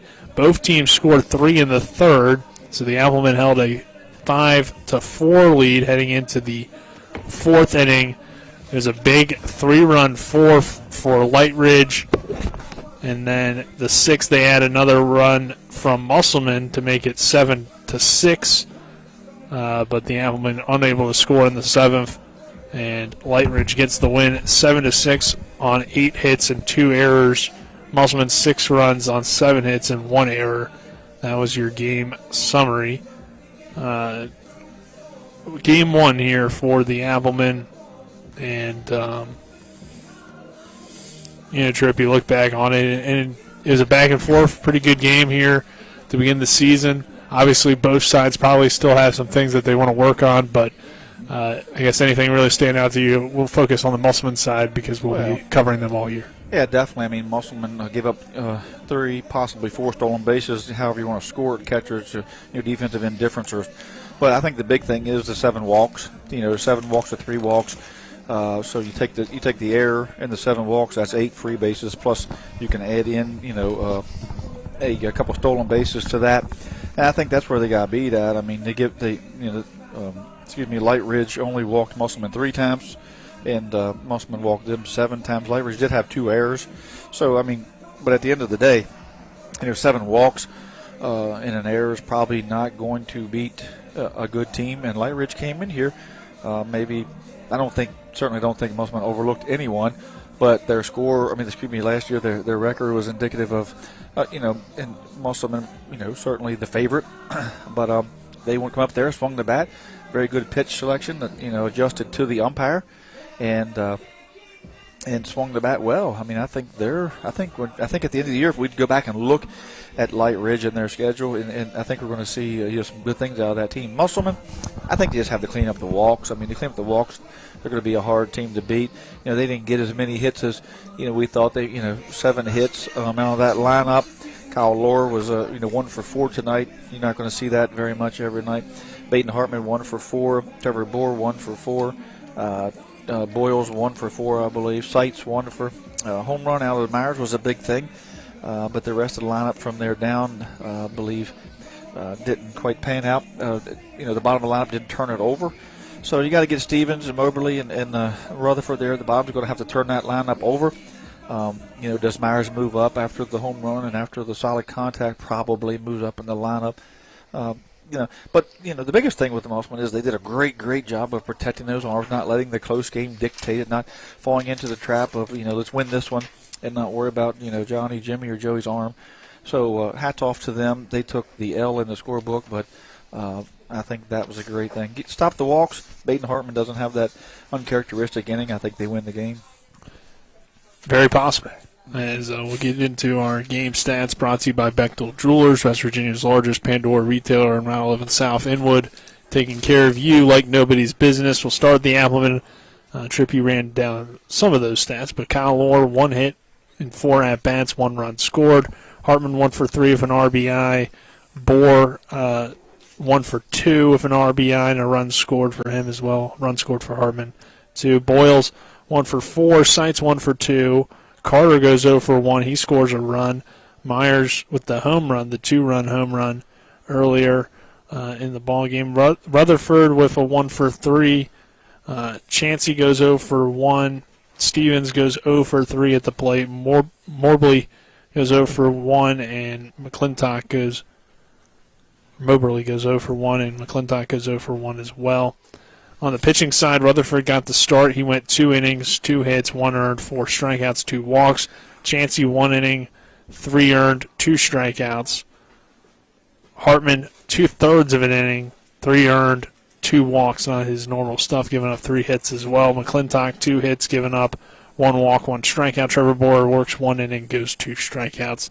On the Lightridge side, Moriarty goes 3 innings, 5 hits, 3 earned, 5 strikeouts. Park, 4 innings, 2 hits, 3 strikeouts, 2 walks, 1 run scored when he was in, but it was not an earned run. Park gets the win, and the loss goes to Hartman, I believe. But back to the listed on there. Yeah. I'm looking too, and I'm like, back to where do you put it? The hitting there, and you have Newell 0 for 3, Mitchell 1 for 4, 1 for 2 for Nunnally.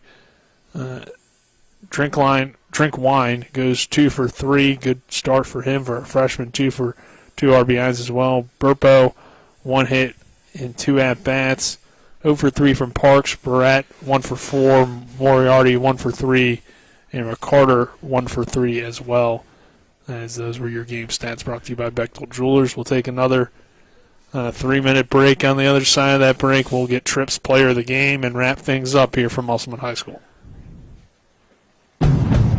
The Honda HR-V, CR-V, Pilot, Passport, and Ridgeline. They all have one thing in common. They never back off from a challenge. Available with all-wheel drive, the Honda SUV lineup has the performance you can count on and the capability to amaze. It's no wonder Kelley Blue Book's KBB.com named Honda the 2022 Best Value Brand. CMA's Honda of Winchester, 3985 Valley Pike. CMA, moving lives forward. Based on 2022 brand image awards from Kelley Blue Book, visit KBB.com for more information. Not sure where to go or who to trust with your flooring project? And start with Tripp's Flooring, proudly serving the area for more than 25 years, specializing in floor sanding and refinishing, along with installation of new flooring, including hardwood, tile, vinyl, laminate, carpet, and the hottest trend in flooring, luxury vinyl, tile, and luxury vinyl plank. Are you on a budget? Check out their warehouse, cash and carry, or call 304-229-7009, or visit them online at trippsfloorsanding.com. March Madness isn't just a time for the best basketball action. March is the perfect month to market your home and beat the real estate market madness. Angela Horner is an Eastern Panhandle native and rooted in this community as a dedicated full-time real estate professional for 15 plus years. Let her put her expertise and marketing plan to work for you. Call 304-725-1001 or visit wvpropertyexpert.com to schedule a free marketing analysis. If you're in an accident, the first thing that you have to do is call 911. You have to get medical care immediately.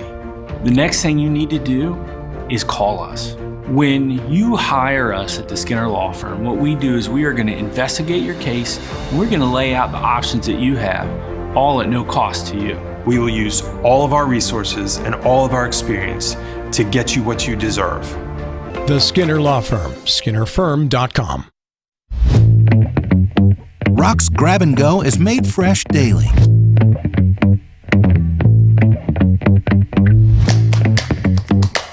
Grab and Go, now available at Rock's local market. Rock's Grab and Go is made fresh daily.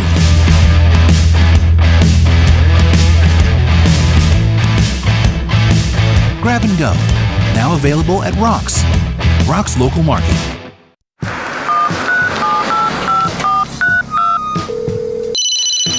Hello? We're here again 3 times in the past 2 days.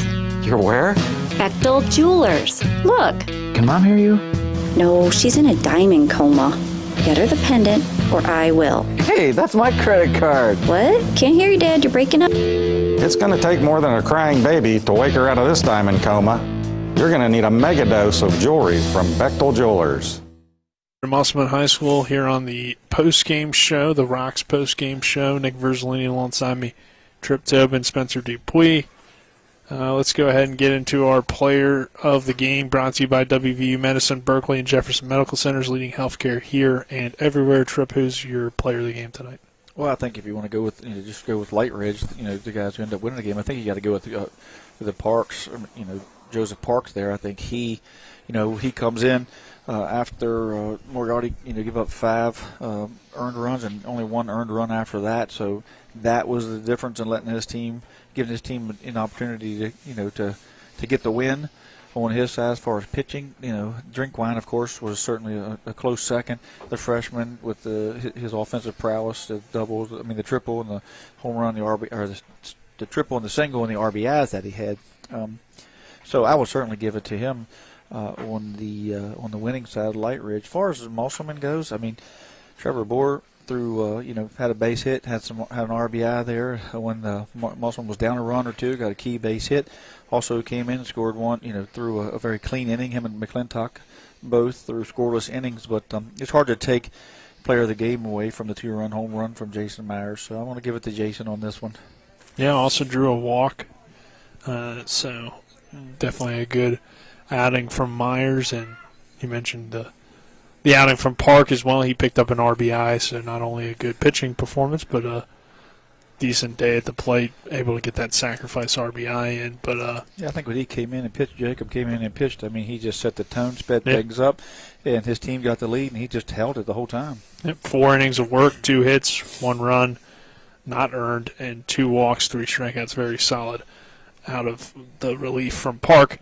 Tomorrow we will have the sports mix at 11 a.m. opposed to at 12 noon, as it will be due to the WVU game against Maryland starting at 12:15. First game. Depending on how things go on the show, we might inch it closer towards 12:15. Depending on if we can book some guests. I've just kind of sent out some text to some of the other EPAC coaches we've yet to get on the show. So if we can have that, maybe the show gets extended. But tomorrow, 12:15, the Mountaineers take on Maryland. We'll have that from the Mountaineer Sports Network, and then first game of the tournament. Yeah, and then following that, round of 64. Following the games that really intrigue people. Following that, we'll jump into the rest of the coverage of the NCAA tournament from Westwood 1 for tomorrow, all the way up till midnight probably, or to the end of the conclusion of the final game tomorrow night. And then Friday we'll be at Hedgesville for Martinsburg at Hedgesville high school baseball action. Certainly looking forward to that one, but for Dylan Bishop back in the studio, you'll hear from after a quick break. Spencer Dupuis, our cameraman / second color analyst, and Trip Tobin. I'm Nick Verzolini saying so long here from Musselman High School. Once again, your final score, Lightridge gets the win over Musselman 7-6. After this break, you'll hear from Dylan Bishop back in the studio. This is West Virginia High School Baseball on Talk Radio WRNR and TV 10. Have a good night, everyone. With 4 new car dealerships and 4 used car dealerships in 3 states, Parsons is the largest used car and fastest growing new car dealer in the tri-state area. Take Parsons Ford with huge savings on hundreds of new Fords, financing from 0%, Parsons' goal of financing for all, and Parsons' famous above-market trade-in allowances that help make Parsons #1 for used cars too. See why so many won't buy anywhere but Parsons Ford in Martinsburg. We became #1 by making you #1 first. Parsons. Providing reliable protection since 1877, we are Farmers and Mechanics Insurance Companies. From small beginnings and over a century later, we maintain our dedication to our policyholders to provide dependable insurance protection and excellent customer service. Protecting everything from your home to your business has never been easier. Our team is here to ensure that you, your family, and your assets are taken care of. We enjoy giving back and doing our part to keep Martinsburg a great place to be. The Palace Lounge in Martinsburg is the place to be. Join us every night to relax and enjoy football or basketball games featuring either the Martinsburg Bulldogs, Shepherd University Rams, or West Virginia Mountaineers. We will have steak night every Wednesday, trip nights every Thursday, and now taco and margarita nights every Tuesday. You can find us on Facebook or call 304-267-7520. The Palace Lounge is located at 1350 Edwin Miller Boulevard in Martinsburg. Not sure where to go or who to trust with your flooring project? And start with Trips Flooring, proudly serving the area for more than 25 years, specializing in floor sanding and refinishing, along with installation of new flooring, including hardwood, tile, vinyl, laminate, carpet, and the hottest trend in flooring, luxury vinyl, tile, and luxury vinyl plank. Are you on a budget? Check out their warehouse, cash and carry, or call 304-229-7009, or visit them online at tripsfloorsanding.com. Jambo Construction and Fencing Company, LLC, is a veteran-owned and operated company right here in the Eastern Panhandle of West Virginia that specializes in decks, fencing, and hardscaping. Find us on Facebook at Jambo Construction and Fencing to see more of the projects we've completed. For a free estimate, you can call Bo Bartley at 304-268-5452 or Jamie Gall at 304-279-5053. We are licensed and insured in the state of West Virginia, and as Martinsburg alums, we say, Go Bulldogs. Remember when you were a little kid and saw your first deer? Oh, how cute. As an adult, maybe you've had a different experience. Where'd that come from? Bambi mess up your dream machine? Call Cody's Auto Body today at 304-901-4777 and get the work done right the first time. Cody's Auto Body, 851 Wilson Street in Martinsburg, has a team of auto body professionals with a lifetime of experience putting your ride back together again, regardless of how it got that way. Cody's Auto Body. Welcome into the post-game scoreboard show here on Talk Radio WRNR and TV 10. Post-game scoreboard show brought to you by Cody's Auto Body at 851 Wilson Street in Martinsburg, where you get the work done right the first time. Call 304-901-4777 or visit their Facebook page. Game you just saw and heard on Talk Radio WRNR and TV 10 was Lightridge defeating Musselman 7-6 in opening day of EPAC baseball action. We'll get you some scores from the rest of the sports world, including the other game in EPAC action for baseball here on opening day, which was Washington going down to Berkeley Springs and defeating Berkeley Springs 23-7. And we'll get you some scores from around the professional world tonight so far. In the NHL, 2 games currently underway, including the Capitals, who are down to the Buffalo Sabres in Washington, D.C. after the end of 2 periods, 3-1. And after 2 periods in Toronto, the Maple Leafs and the Avalanche are tied at 1 goal apiece. Over to the NBA, where we have a handful of games going on right now, including on ESPN, 1:44 left in the second quarter, the Cavaliers hosting the 76ers and leading 53-48. Halftime in Miami, the Heat lead the Grizzlies 63-51. 10 minutes left in the second quarter in Chicago as the Bulls lead the Kings 37-27. 8 minutes left in the second quarter in Houston, where the Rockets lead the Lakers 42-26. Timberwolves currently down by 6 points at home to the Celtics halfway through the second quarter. A game just getting underway in San Antonio. Dallas leading the Spurs 7-5. One game that is not tipped off yet in the NBA tonight. 10 o'clock on ESPN. The Clippers and the Warriors in Los Angeles. Again, the game you just heard and saw on Talk Radio WRNR and TV 10. Lightridge 7, Musselman 6 in the opening day of EPAC baseball. This has been the Cody's Auto Body post-game scoreboard show here on Talk Radio WRNR and TV 10. My name is Dylan Bishop, wishing you a good rest of your Wednesday evening.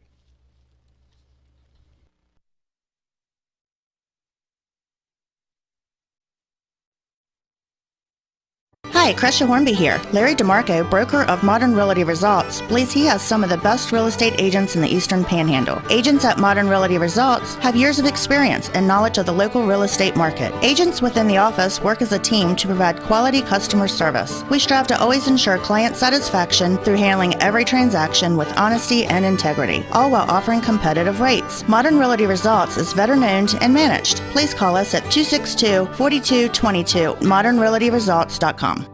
Looking for some nightlife? Then look no further. Laddie's Bar and Grill has a full bar and kitchen, pool table, and entertainment with great food at affordable prices. You can dine in or carry out by calling us at 304-263-5233. Laddie's is open Monday through Saturdays from 8 a.m. to 3 a.m. and Sundays from 10 a.m. to 3 a.m. We serve breakfast all day long, and our lunch and dinner specials are posted every day on our Facebook page. So stop on in to Laddie's Bar and Grill, located at 107 Lutz Avenue in Martinsburg. If you're in an accident, the first thing that you have to do is call 911. You have to get medical care immediately. The next thing you need to do is call us. When you hire us at the Skinner Law Firm, what we do is we are going to investigate your case, and we're going to lay out the options that you have, all at no cost to you. We will use all of our resources and all of our experience to get you what you deserve. The Skinner Law Firm, SkinnerFirm.com.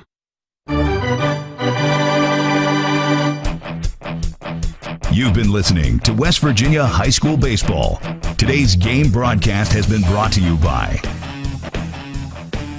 Parsons Ford of Martinsburg, The Skinner Law Firm, Laddie's, Trips Flooring, Jambo Construction and Fencing, the Mirius Group of Financial Advisors, Smallwood and Small Insurance, CMA Honda of Winchester, Bechtel Jewelers, Cody's Auto Body, Rock's Local Markets, CMA Toyota Chevrolet of Martinsburg, Orsini's Home Store, Farmers and Mechanics Insurance Companies, WVU Medicine Berkeley and Jefferson Medical Centers, The Mansion Ferretti Law Firm, and by Hagerstown Ford. For the continued excitement of high school, college, and Major League Baseball, keep it tuned to FM 106.5, AM 740, Comcast Cable Channel 10, and online talk radio WRNR.com. All rights reserved.